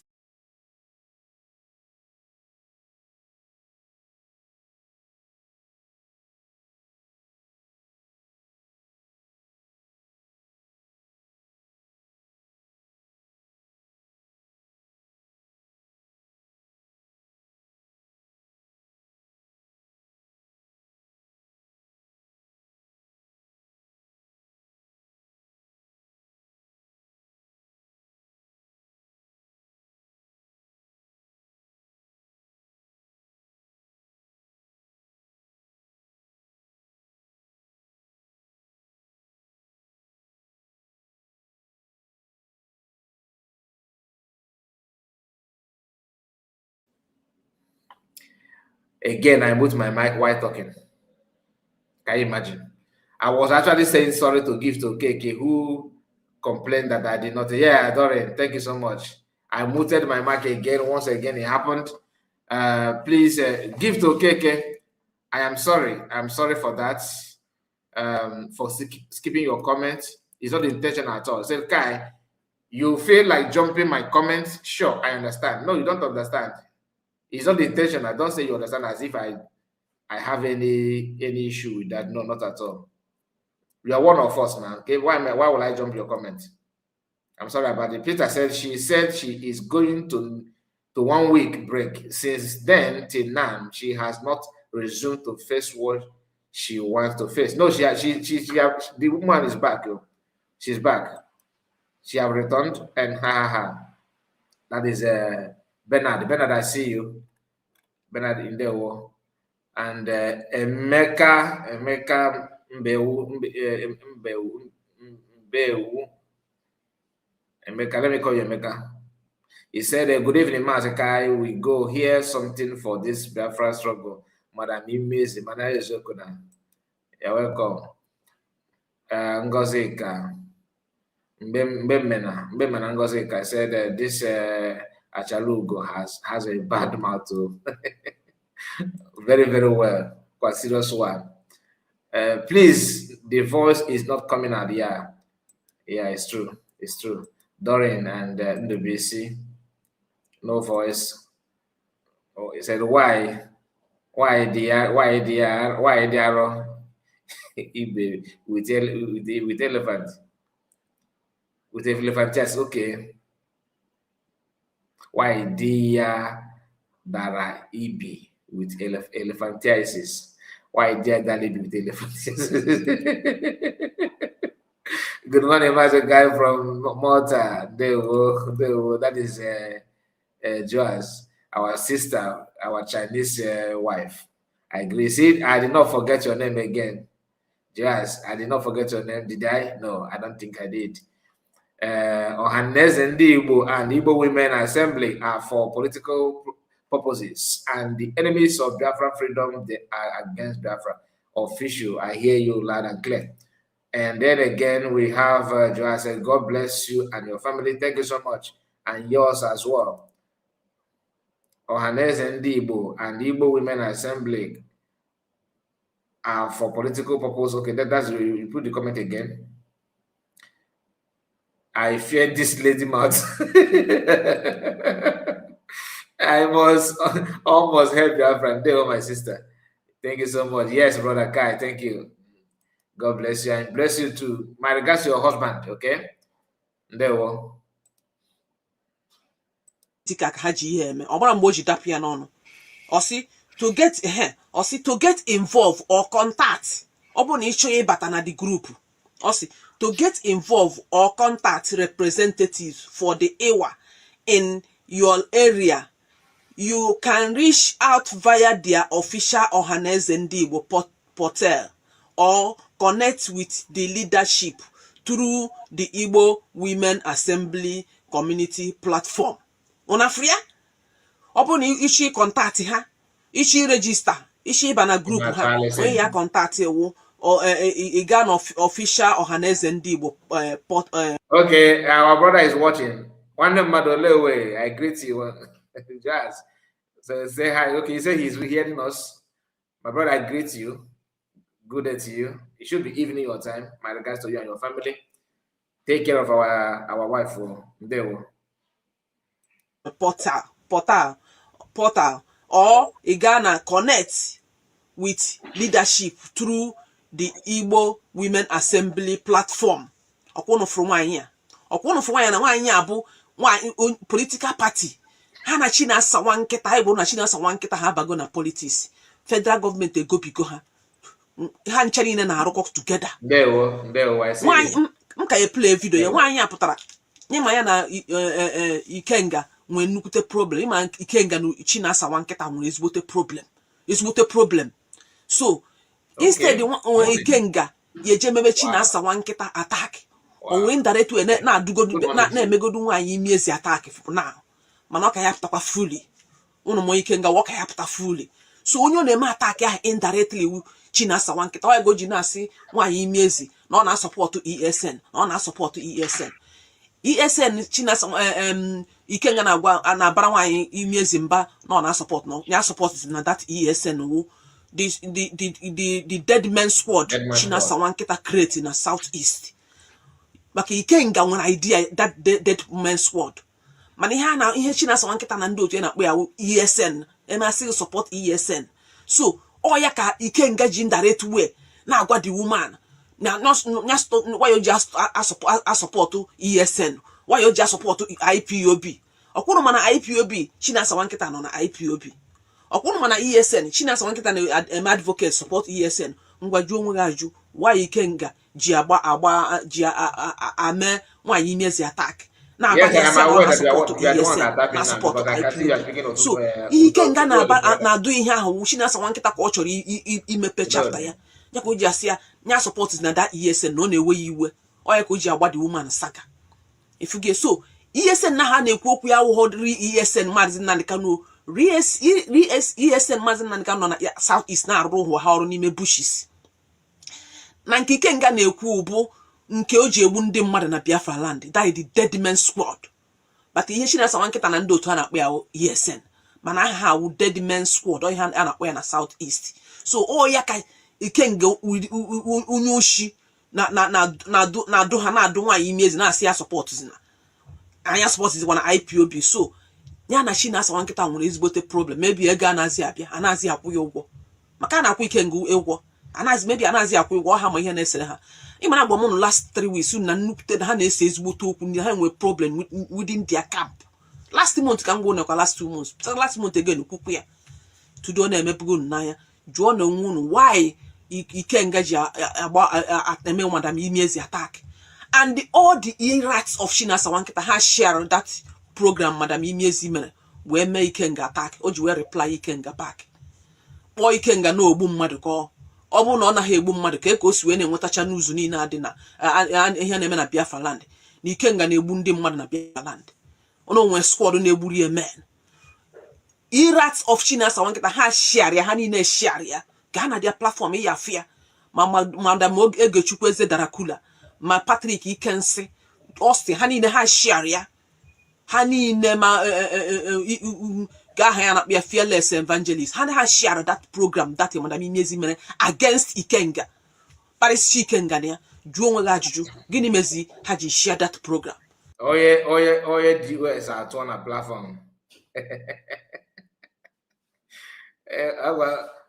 So it's a name ga poke or ga comment or whatever. Oye DOS ọtọ na n'ifoko Aburi Accord. It's a family if you have family the Aburi or Biafra. Aburi Accord. They useless fools gossiping. Look at you. Look at you, just hear yourself. Pure DS member. I don't have that for you. Okay? If you think that is gossiping, no problem. Enjoy that. How we problem na their camp. Man, I continue here. Madam Emezi resume Goro. I'm coming for you. I'm going to very short clip post to go to first. Because I had to be very busy this time. I'm coming. Okay. Can I play another here? No, I play go first. Can I play second one? Ngwa. Agenda and what they do. In fact, I think almost all the groups were kind of political parties, an honest of political parties, but they use Igbo as a platform, to create this group, to attract government interest on them during elections. So I keep on drifting. They use Igbo to attract people. Igbo hana si ni Igbo na no Igbo. No that women assembly. Not for Igbo. Ni hana remember na bring back our our language. If you want to say that Igbo when attract government. If ya ndị politicians ha chọ ikpo ha ọhaneze ndị Igbo women mana una forget about na gogo na no ọhaneze ndị Igbo nwekwa that ihe anụ ha na-eme mana nke ụmụ nwanyị if ya nke madam Imieziwu onye isi ha president ha ngwa ka gee ntị ka m play kwa let me take it back again ka no agenda and what they do. In fact, I think almost all the groups were kind of political parties, an honest of political parties, but they use Igbo as a platform, to create this group, to attract government interest on them during elections. So I keep on drifting from place to place while we continue to grow our little Igbo language. And then another. Unafria, this woman si awo wundi bai. If we na put nwaanyi a n'ọnụ, ihe awu interview emene na Biafra radio Biafra or na radio Biafra TV. Today, ihe interview emene, unafria na apia n'ọnụ. All the carried away there. Ona emesi nkwueri. Even ọma mgbe ihe aji apụta ọnụ, o chefugo no nwere ihe no na akpari Maazị Nnamdi Kanu. Na akpari anyị nwawo followers of Maazị Nnamdi Kanu. Ọpụta na akọ ihe ọ na-akọ na ọ mara mgbe o ji pu ya n'ọnụ. Okay, since you want me to have your time, let me give you a little sign. Aburi Accord. Church and gossiping against each other will never restore Biafra. Lobbying superpower countries such as US, Russia, and China, the viable way to restore Biafra. Sometimes I mistake Ogenkere group and I mistake Ogenkere group. I mistake Ogenkere group and the US. You can never skip it. Escape these two. It's either your Ogenkere group because Ogenkere group is DOS modernized in a different way with a different how do they even put it? New wine in an old wine in a new pot. Old wine in a new pot. So I can understand, but it's unfortunate that you misroad. Okay, you see, you are now committing fraud, but be careful to avoid kicking you out. Okay, what are you doing? Because if I ask you something, no, you are not going to answer. Only take it time and reply. Since you say church, gossiping against each other, and you don't know that what you just said now is also gossiping. Give us solution. You don't have. Okay, you don't have. And somebody told you that here is not, we don't rehabilitate people. Here is not a rehabilitation center. So put yourself in a very good chain. Respect yourself, okay? If you want to tell us a solution, please go ahead and let us learn from you. Mazikai, good evening. That's from Mabel Igwe. I greet you, Mabel. Good day to you. Peter, Aburi Accord, what have you done exactly in this struggle? New recruited saboteur. The new recruited saboteur. Rebrand DOS. I'm telling you, we're very refurbishing now. We're very refurbishing. I just, Mama, would we have anything? I quote a server says, will I on the server somehow? Now, the way he presents this his statement is like he is in the I'm neutral. No, he's not neutral. He's not neutral. I can assure you. He's not proud of his maybe he had the way he fall back. In the DS Naka, they were more aggressive. That's why I felt like it's Ogenkere. If you challenge them for one occasion, that's not the fact. Fan I want because they are not informed. All of them, they are not informed. If you throw a challenge to them, they will file. They don't like argument. US may even still to drop a link. If you're catch up now, call go you shit battery about 12 battery. Touch and 12 battery touch. You war sinaya. Gawa gather bawa one place aga. Ona chaka say ko kebara noya. Oh, Dios name ya. Naza cause you know there to defend themselves. But bring that to Ogenkere group. Equal again those that now our APM is coming live in this. Or have you finished in our whether our APM is coming live. Oh my goodness. No, Mazaka, I greet you on Biafran. That's our own brother, Oluchiwa God. Good day to you, sir. I see you. Nice to have you. Nice to have you. They will. Okay, let's continue. Ọ Chukwu okike na-etipụta nwaanyị okwu n'ọnụ. Nwaanyị awụ a political nwaanyị awụ a politician. Onye efu wee pure politician. Ọ ya ka ihe Maazị Nnamdi Kanu na-eme ji ewe iwe. Ọ na-achọ the way eji wee damage everything Maazị Nnamdi Kanu na-eme. Ka anyị focus on na political because ọ ma na without politics nwaanyị amali ebe ha ka o si eri. So ofi na na-achị na Maazị Nnamdi Kanu na-achị ịkụrị ọrụ. Ọ ya ka o ji wee chọọ ka o destroy ya Maazị Nnamdi Kanu. But little did she know that no ya emenwe ihe dị na ya. Ọkwa anyị na gị na social media, don't worry. Ịgbaghala na social media ya agwarịrị ala. Ọkwa na this interview eme isi na mgbe isi na-agbaghara ije psyche ka ịma ma isi ala na ayi gị. Iya agwarịrị ala ihe gbasara Maazị Nnamdi Kanu. Ya na ụmụnne Maazị Nnamdi Kanu. Iya agwarịrị ala madam imi ezi ihe gbasara Maazị Nnamdi Kanu and Maazị Nnamdi Kanu. All right, I'm coming back to this. Our brother Desmond Chigoze. Kai, please, sorry to distract you. Who did Chioma and her husband take into court?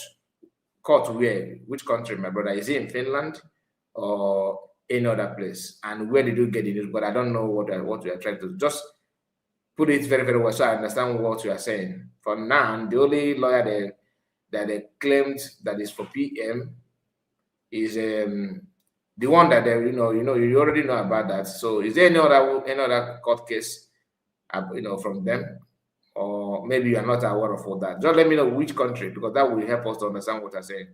Is it in Finland, taking the person to court in Finland, or in America? Where? There one. Siblings.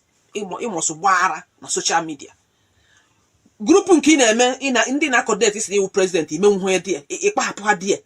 Mabata na IPOB, mabata na DOS, mabata na Chinasa Wanketa. Social die.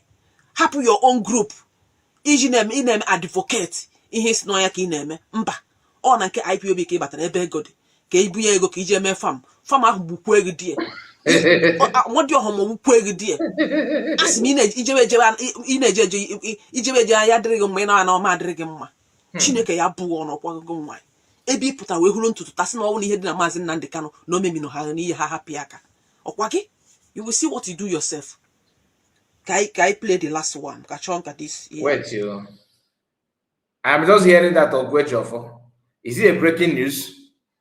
Is it in America, Maryland, sir? I have not. You guys are the one telling me that one first, so maybe I will research about it. It's a good news to me. Oh, they're taking Ogekere to court. It not go too good though. It not go too good for Ogekere because I swear Ogekere committed a lot. Now one more, I say that now. They need to wake up. Man, they quit for everything on one. Anyway, make I not go talk. I will see the news first. I want to understand but I want to understand it. So honestly, you are the one that informing me for the first time. I'm not aware of it. Court in Maryland and America. Okay, that means they are taking Ogekere to court. It's not too bad. It's not too bad because anyway. Let's focus on the program. Thank you so much. This is the last one. Get into myself and my husband, we've done everything together. Traveled. Story. Myself and my husband, we've done everything together. Traveled together, go to church together, and everything. So with this, I knew it's going to take me away from him. So we discussed our relationship. He gave me his support. He gave me his blessing, and I started traveling all over Southeast. I in fact, I started moving around to see any group I can, fall into to carry out, to continue this campaign of unity, campaign of promoting our language, because I had this vision, which told me that your language is you are going to lose your language, and I said it's impossible. Ndị na-protect language. N'ezie n'anya, ụzọ o si amị ndị mmadụ ego. Ụzọ o si anakọta people ego, scam people. Look at you. Okay, I have not checked on DPM this evening, so I will do that later. After the program, I will go through that. Honestly, it's not, you see, that's why one thing about DPM. Chineke alake kai na gwacha uye Gaffer, this man, Lee Edoche, that second wife, yes, and I bond only I go do on social media, so Chineke like come. Good. Okay, Kenena made the program earlier. Okay, I will go through it. I will go through it a lot. Maybe I will run it together with a meeting. Okay, hard. I promise you that I will do that. I will do that. It's okay. That's a good news. That's a good news. na ọ ma na this ije ọbanye na ihe gbasara this politics ọbanye maka politics ka ọbanye ọha na eze women ka ọ na-elidi ọha na eze women ọ ma na ọ ya ese ya na di okwu ihe okwu die ya wee si die na ọ ma na ọ ya ese okwu ngwa ya divorce ya ka ọ nụta nwaanyị ọzọ kama ọ ya agwa anyị na nwaanyị a jere enyi die best friend die nwaanyị eje jagharị ike die wee chọpụta wee ruo ya ọsọ gbere ka m gwara ụnụ ebe asị ụnụ na nwaanyị ya na di ebighọ first husband ya chụrụ ya tichicha ya tie beyond repair tụpụsịara ya ngwongwo ya niile n'iro. I said, but right now Adochu is saying is our DPM. If he got check, DPM is not in Maryland. So if you want to sue DPM, why Maryland? So it should not be and why Bryce Nokoma don't have right to sue DPM. That's number one. There's no he don't have the right. Not even Chomo Koma, they don't have the right.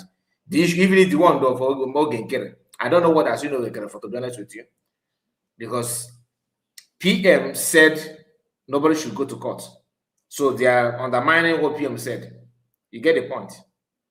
So I don't know. Like I said, I would like to read what DPM post. I will go through the DPM post. Then later, if I have anything to say, I will say from my own understanding. Okay. And again, there's an audio. There's audio meeting held by Ogenkere. You know, before Finland Convention, before that declaration of Biafra, Ogenkere, then PM has been taken, okay, and Ogenkere called for cabinet meeting. That cabinet meeting, I have this message for almost 1 year now. And I have not played it out. I'm gonna play it. I think this is the right time to play that audio so that people will hear. I'm going to play it maybe tomorrow. Anytime at all, I may do that. I will play it maybe together with this one or maybe in a separate video. If I see that this one is, let me understand the case first before another thing. Forget about Atocho. What you should do about Atocho, find out her birthday. When is her birthday? Then you can send her birthday gift. Go and buy handcuff. As package it and send it to her. Ochi no weird because Alan we had too much. Or the too much, way too much. Anyway, let's continue. But I thank God no snow after today. Makande na sim o na mana okay evidence nka. Before ngwu na ihe ana ma dịchọ ihe nnekwu ifuru onye ifuru nwanyị ifuru otu akọ na amagara asị na otu akọ no ewe word woman na-ewe word woman otu akọ na amagara na-esogharị ụmụ nwoke n'ike ndị politicians na amagharị osi ebe ọmara na Sokoto ọmara je Kano mana je Lagos mana je Abuja ọ na-eje visit si ndị na service wee kara nne wee mụọ nna ina ifu na ya na ụmụ ya bi na bie ọwọwụ na ụmụazị nwere nna at least ụmụazị ahụ nọ ha eje meet papa ha mana oge ọbụla ịpụta ọ na-eme vidiyo ya afụrụ ha na-agagharị n'akụkụ ya. Can you see onye na-abịa weta maazị Nnamdi Kanu n'ọnụ nwaanyị lere ugwu ya nwaanyị dị useless nwaanyị na-agbara banko nwaanyị na-eme nwoke ọbụla ọfụrụ ọchakwụrụ ya wanya ka o ji wee pụta wee je ebe Uchechi nọ nwanza Uchechi nwanza wee je ebe ọ nọ wee dọpụta ya ha na-abụ wee ghọọ best of friend o wee gwa ihe ọ ya na-eme iji go ya kpọpụtakwa nwaanyị imi ezi ka m na-agwa nwaanyị imi ezi okwu ka m na-agwa gị Uchechi okwu ka m na-agba ya ka m na-eme ya ata ka m na-eme gị nwa ata because ọ gị nwa onye kpọpụtara nwaanyị ọ your spokesperson ifuru ya unu na-ebiwe world life ndị nụrụ di unu na-amagharị na-ama ka uzie ihe fụkwa unu ụka sị na di unu ahụ na di unu anọghọzi ndụ ka unu na-amagharịzi with politicians ọ ihe unu chọrọ mana nchichi ya ebi unu na-abụ n'imi nchichi asị na nchichi ya ebi unu na-abụ n'imi Chineke ya akpụ unu na-abụ ọkụ eche ọjọọ niile unu na-eche Maazị Nnamdi Kanu ọ ya backfire to all of you ife unu na-abụ Uchechi Chinasa Nwankịta Madam Imiezi na the gangsters especially Chinasa Nwankịta Madam Imiezi Uchechi ifreche ni eche ọjọọ niile unu na-eche Maazị Nnamdi Kanu ọ ya turn against you people unu na-eche Maazị Nnamdi Kanu unu ya ebu ụzọ wee nwụchasịcha Maazị Nnamdi Kanu ya nọ ndụ na anwụọ emebere ya ọnụ unu na-echere ya nọ ya nọ na prison nọ ya apụtazi very soon unu niile ya nakpu prison nke unu don't worry America abatago into the matter so I'm happy and I know all the followers of Maazị Nnamdi Kanu are happy too jee kwuo n'ụdọ ka unu nwụọ Maazị Nnamdi Kanu aka ya dị ọcha ọ ya ma ihe ọbụla ihe ọ na-eme for long time ọ na-aga n'usoro look at Maazị Nnamdi Kanu America mention aha ya Trump anọ na maka Maazị Nnamdi Kanu Trump ma Maazị Nnamdi Kanu Trump ma Maazị Nnamdi Kanu case National Congress American Congress ma Maazị Nnamdi Kanu a na-discuss maka ya onye na-abịa apụta social media bịa dọgharị Maazị but it don't when okay get claim no ya mere those really possible on I go watch it DC may already possible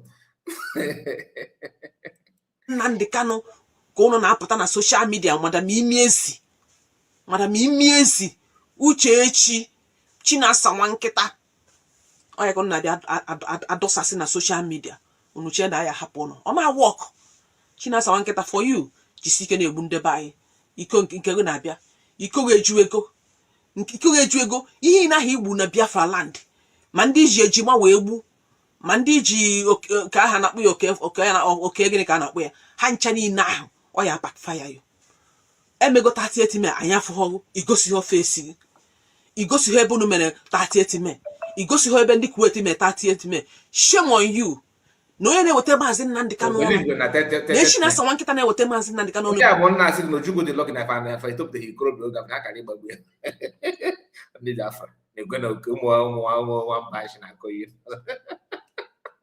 Ojukwu just the very lucky Bianca Ojukwu should go and thank her chi that Ojukwu need to be sentenced. Uchechi receives condolence message from them.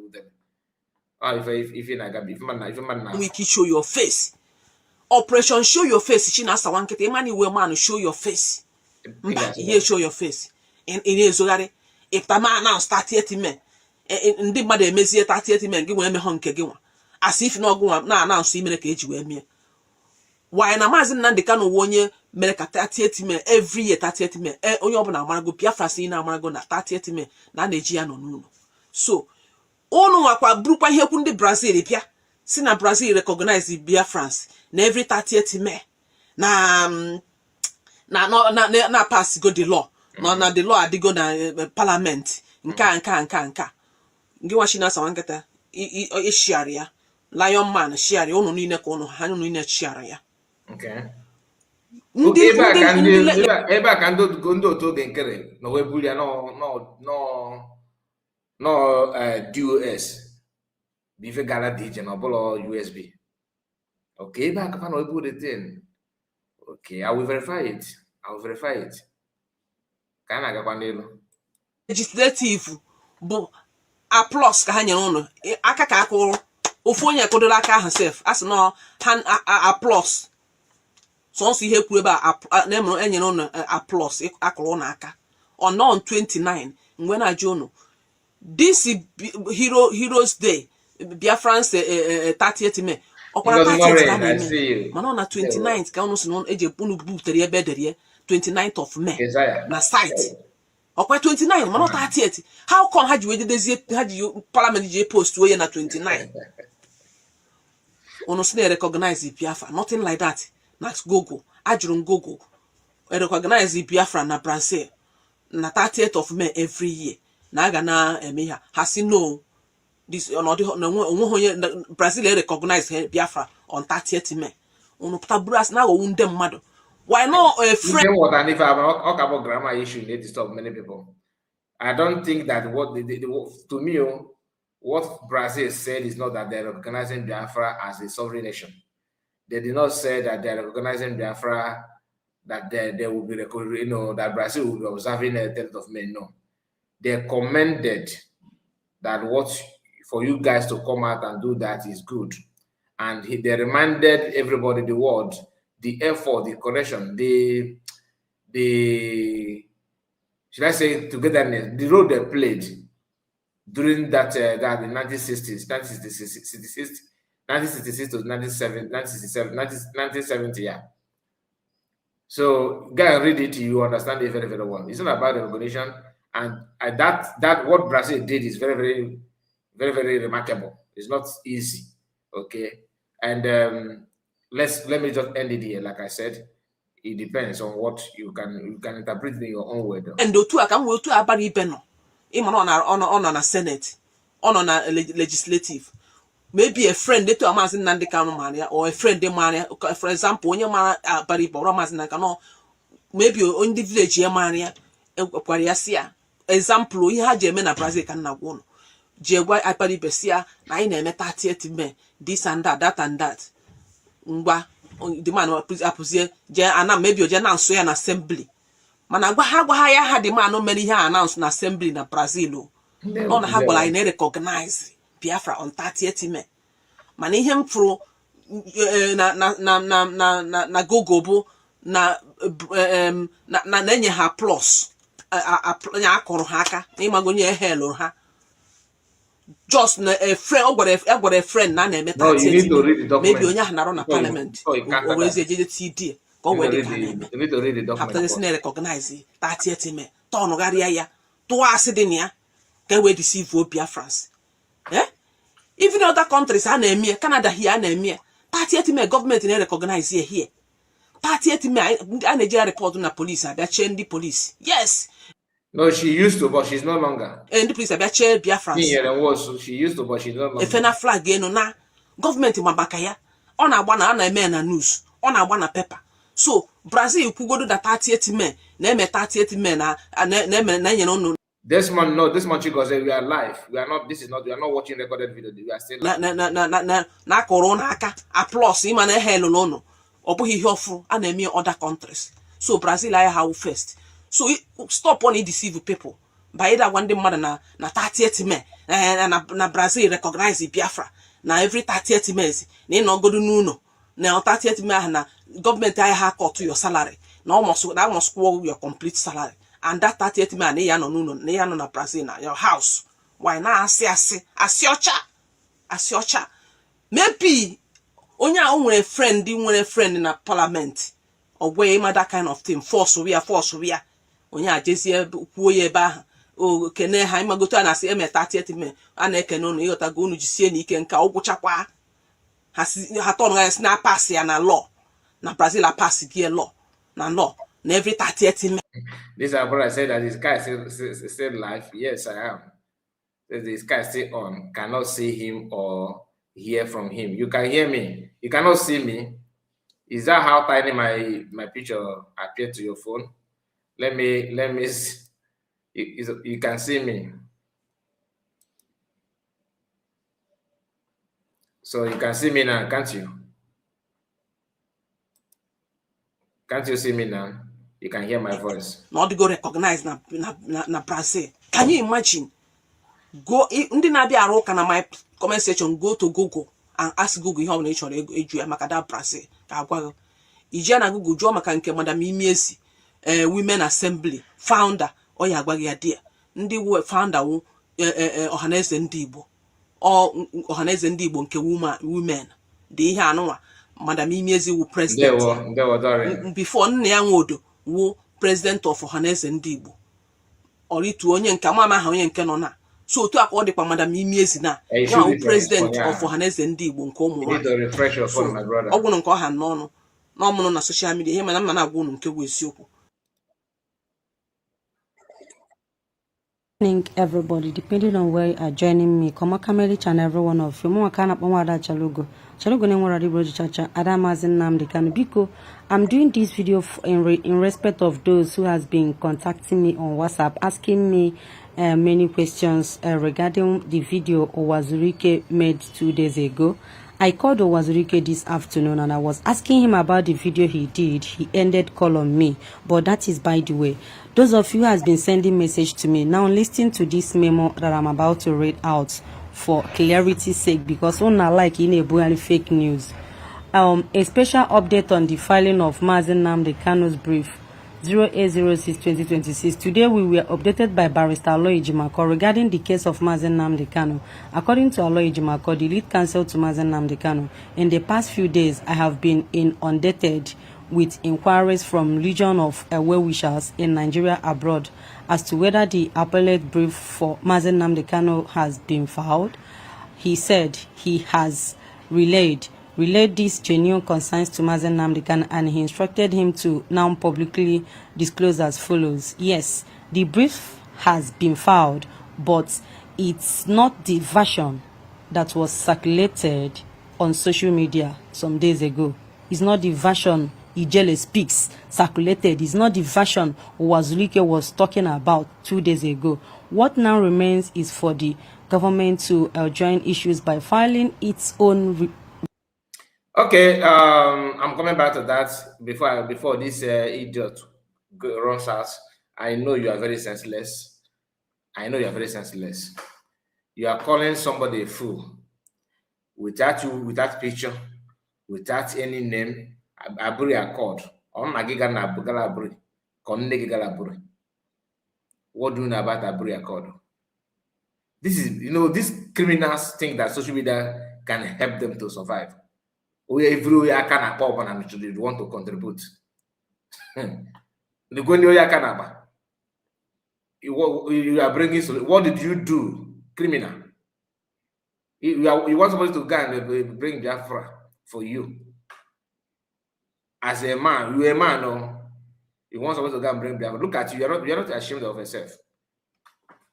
What ashamed of yourself? You're the same thing. Doshi. The same thing. Look at this. These are not. So you know how to spell fool. You say I should read the bottom paragraph of my statement. Why would I read stupid message from a fool like you? A retard. Your father couldn't do anything. Your grandfather didn't do anything. You are here also exhibiting the same useless life. You are just a matter of occupy space. What is your contribution? What do you even know? What do you know that you want to talk? If I drop link now, you can't even follow the link and come and tell us what to do. Yet you want to contribute. Is it better? Can you tell us with your voice that which you claim that you wrote? I'm Otaragankosi. You don't even know. You don't even know your left or right. Yet you are advising.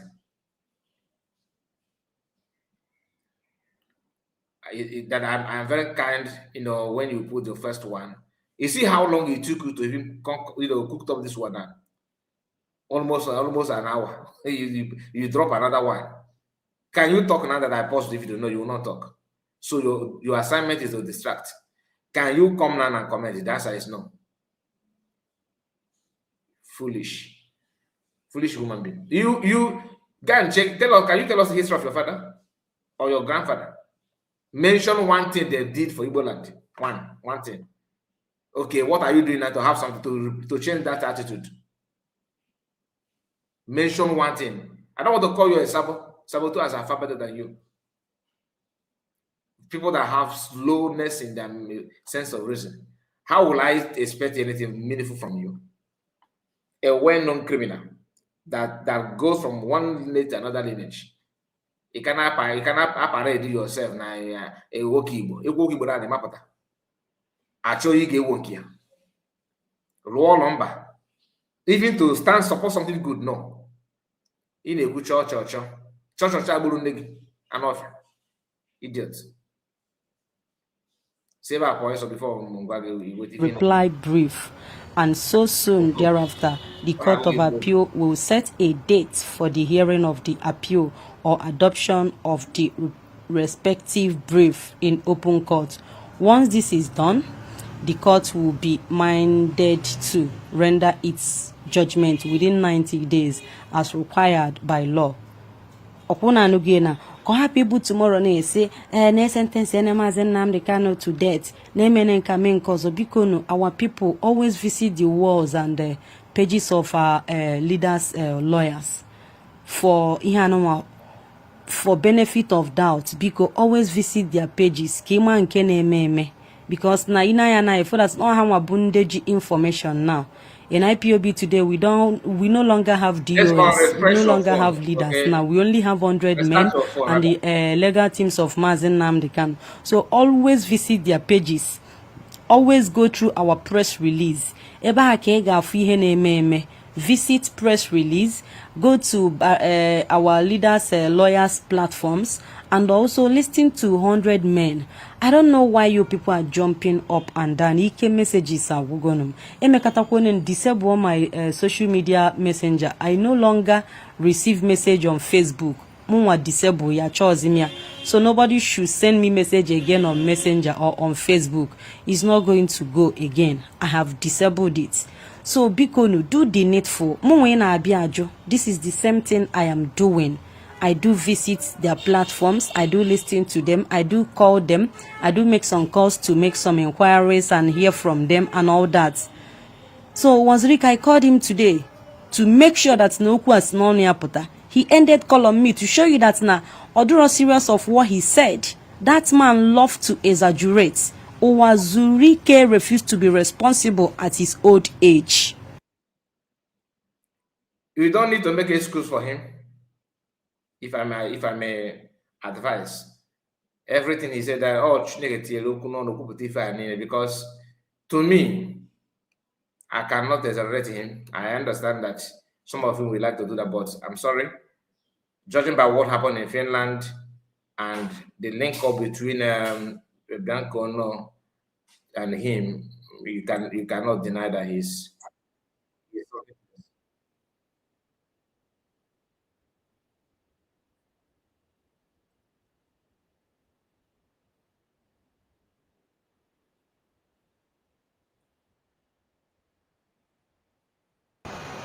Lolo Nneka Chimezie. God I beg you, God I beg you, God I beg you. Nneka Chimezie, damage control can never help you in this life. If for damage control, you don't want to be Giagana and Jema. If you're not this media, no. You cannot eat your cake and still have it. Or do possible. If for damage control, you know go save you. Na again you can gonna one in defend the ESN. Chineke oko. You have no rights. You have no right to defend any ESN. The ESN you are defending today, Mazen Nnamdi Kanu, but the founder of ESN. He formed ESN. ESN. So why are you attacking Mazen Nnamdi Kanu? If defend the ESN. If you this your damage control, you know if you work in a gazi inbox to inbox now call people. No, you don't need to explain. Media against the leader of indigenous people of Biafra. Although we don't need your apology, when we hide your apology game. As it stands now, you are no longer relevant. Women are fake. It's no represent. It's not no Igbo cause no again. Illegal media. Now. You are a nobody. If you damage control you know if he save you. Damage control it no go save you anywhere. Damage control how? Do you think we are fools? ahụ adịrọ gị ịkago nka nne nwaanyị ka ịbụbọta uche daazụ uche inweghị uche n'afọ ịpụta na-emela anyị damage control ka ị na-edefendizi Eastern Security Network but Maazị Nnamdi Kanu bụ nke a o riri ego IPOB ọ bụ onye oshi o mere nke a mee nke ọzọ abi madam defendizi na Eastern Security Network you know nothing about ESN. You know absolutely nothing about them. So get inside. Now go inside. Remember where you are. Okay, you use Gogina. You use Chanage. You have not seen anything. Okay, you use Chanage where Maazị Nnamdi Kanu tabaye we me nine. You have been used. Abone man Amalia today ne use Onegi. E use Gogi. We made their aims achieve. Those people that gave you peanuts money. Sigun Nelebane Manda. They have succeeded in using you. And use Onega against Maazị Nnamdi Kanu. Maybe gone now. Maazị Nnamdi Kanu put that tomorrow, madam. He does it applying a buying. Because when anybody get recognizing as a one Igbo, as a one Biafra, nobody will recognize you. As it stands now, you are a nobody. Where's only so Kiji Kwanoge na Kena Bagugu Hausa. Only damage control no go help you. In a damage control, as in like seriously, really, it's or not. You hate Maazị Nnamdi Kanu, but you are defending ESN. Who found ESN? Who is the founder of ESN? Is it China Sanworu? Or you find Kochike Dozim? Call these people who need Jinjage. Or call your paymasters or how about the founder of Eastern Security Network, madam? And I do use Onegi. Before you are now regretting, right? In a regret here. Don't worry, no problem. No, we are fine. We are fine. Like we are cool and we are good to go. But you will learn the hard way. You learn the way go already now. In a gazina inbox to inbox na ikowalanda ke take ya easy on you. Ikwu na ibega ajugogi. Ebe enulu di joge. Umunne go joge. Na ajugi ke ihe Maazị Nnamdi Kanu megu. Onwe good answer inyere. Kete na agagalizina na damage control. Keep Eastern Security Network out of your mouth. We don't want to hear that name from your mouth again. You know nothing about them. You don't have no business with them. When Maazị Nnamdi Kanu set them up, you were not there. So you have no right to defend them or anything. And you need your own help. And you need your own noge. Nebe our ESN no. Ikenga like anya tagiba. Ikenga knows the truth. So stop fighting Ikenga. Making it to be look as if you are defending ESN. We don't need your help, madam. Get out. Go to hell with your help. We don't need it. You want to go? You have been used. My joy about that name chana use Wogi. E use go against the man EJ Sokoto Jefu. Mbuluna Sokoto fu Maazị Nnamdi Kanu. Maazị Nnamdi Kanu opalelego. He welcomed you with his whole heart. With his whole heart. Maazị Nnamdi Kanu welcomed you. That's the oweluga ase 1 year. Weluga ase 1 year wine. That is onwe otosi we pasara agwa de balanga. He welcomed you. Today, gonna your conscience name. A potassier totally destroying our social media. Mbije na Sokoto Jefu Maazị Nnamdi Kanu opalelege. Okpori o discharge ege. Osigoga afunia. Onwokwu ojo ogwa. I'm gonna end this one now, and finally, let's hear because of Uchechi Kanu, Njide Kakara that have something to say about that, and I'm gonna end with this one. Very important. Alive. Forget about her pretense. Now listen. Uchechi is working indirectly with federal government. Inano? Yes. Okay. Yes, you can see it. So, Uchechi, you posted something today. You said, "Oh, we all should join hands to be calling of release of Maazị Nnamdi Kanu." And I'm asking you, the people you are talking to agitate for Maazị Nnamdi Kanu release, is it the people that you called flying monkeys, or are they the people that your group that are insulting Maazị Nnamdi Kanu, calling him all sort of names? Your group are insulting your husband, and you have never come out one day to caution them, to tell them to stop. All we are doing is for you to see that Mazi Nnamdi Kanu federal government buy him. All of you pressurizing the federal government to buy Mazi Nnamdi Kanu by sentence him to death. You guys think that, I know that you guys are happy now about what the federal government said, but Chukwu Okike will disappoint all of you. You see all of you that are gathered, making calls, pressuring federal government to sentence Mazi Nnamdi Kanu to death. You see all of you, Biafrans are watching all of you. And all of you must reap what you sow. Mazi Nnamdi Kanu will witness all of you death. All of you. Mazi Nnamdi Kanu will be alive. And all of you will be buried. I can assure all of you castigating Mazi Nnamdi Kanu. You have never one day, Uchechi, come out to caution your group. You follow the gang that are against your husband. Your husband. You even follow to be in attack. So, all this your pretense, all this your wrong write-up, you know people you will deceive, not people like us. I saw the jargons you wrote today. I said, oh my God, what kind of stupid wife is this? What kind of evil wife is this? So, you are wishing your husband to death. You are wishing your husband death so that you will use the name of Mazi Nnamdi Kanu, the name of Kanu's family, to be getting, contracts from federal government. Of course. Ina na politics wanya. Iji wanya na ariba na politics ko ye mobuze na ha gbuo Mazi Nnamdi Kanu ka federal government nyezie appointment ka igozie Bianca the second. Why his idea na eme ihe a? Iji wejekwu with ndị DOS. Ndị SDOS will now work against your. Oh, Bianca ko ne de na ya. So Igbo Mazi Nnamdi Kanu be prayer answered. Equal as equal. Man is equal. How can you just make it to make sense that somebody that is calling for your husband's head is what you are emulating? You got in the midst of them, this man or them already never. That many US na you husband, so that obu ha na federal government maka ịgbago uche agwago unu na ya akpa ya, but Chukwu Okike akarị ọnụ. Now that America have come into this case and we may fear again.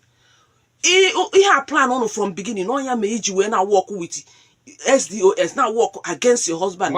Then indirectly you're working with the federal government so that open have finally buy your leader because any good assurance. No, you know life imprisonment. Obviously, no life imprisonment. Then he may you.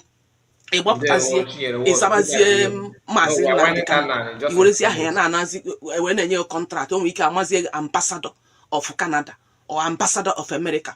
Or he need the way he in Ede. Manisha and Haye Mazi Nnamdi Kanu higher sentence here life imprisonment. Now America batago into the case. Federal government at all Nogaria season or life sentence to death.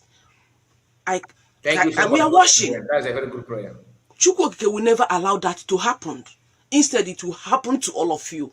We know your plan. I am a plan. Uchechi, I am a plan. I am a plan. I am a plan.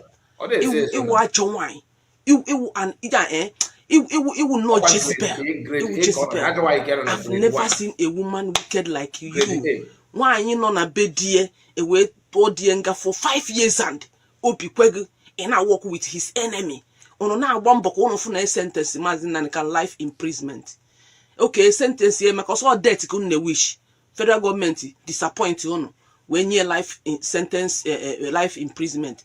Now on our waswana udele wonye buzo we raise here since last 2 months. Mbeku marry or this appeal or 3 months ago. Or sin Mazi Kanu na appeal, no sentence to death. Ndi otu ga eburie Chinasa wanketa kwurie.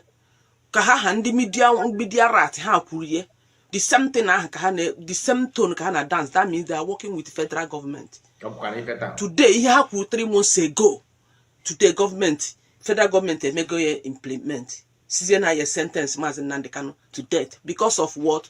Maka na asi anya drop obia froju. Asi Mazi Nnamdi Kanu na si na ona ga ego rie. Okwo ofegu na Mazi Nnamdi Kanu na aka ya dosha no bi edosha.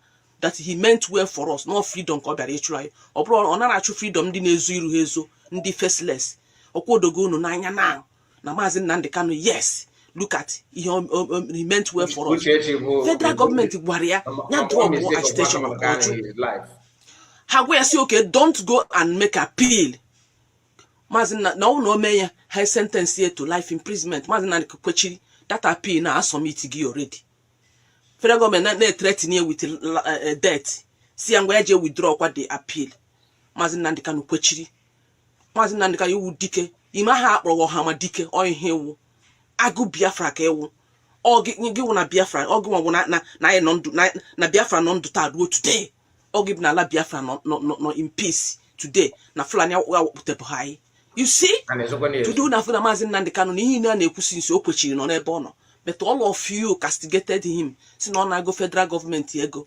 Oh no nka no na choose ka opota. But today the same federal government is threatening Mazin Nandekano with death. On nya submit on that file of court of submit the file.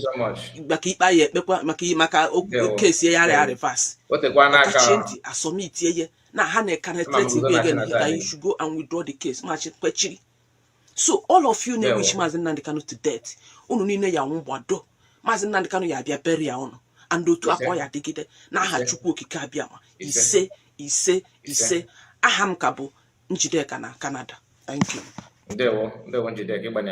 All right, so we have come to an end of this live broadcast. I appreciate all of you that joined me, and I thank all of you in the comment section. And most especially this our brother that super chat.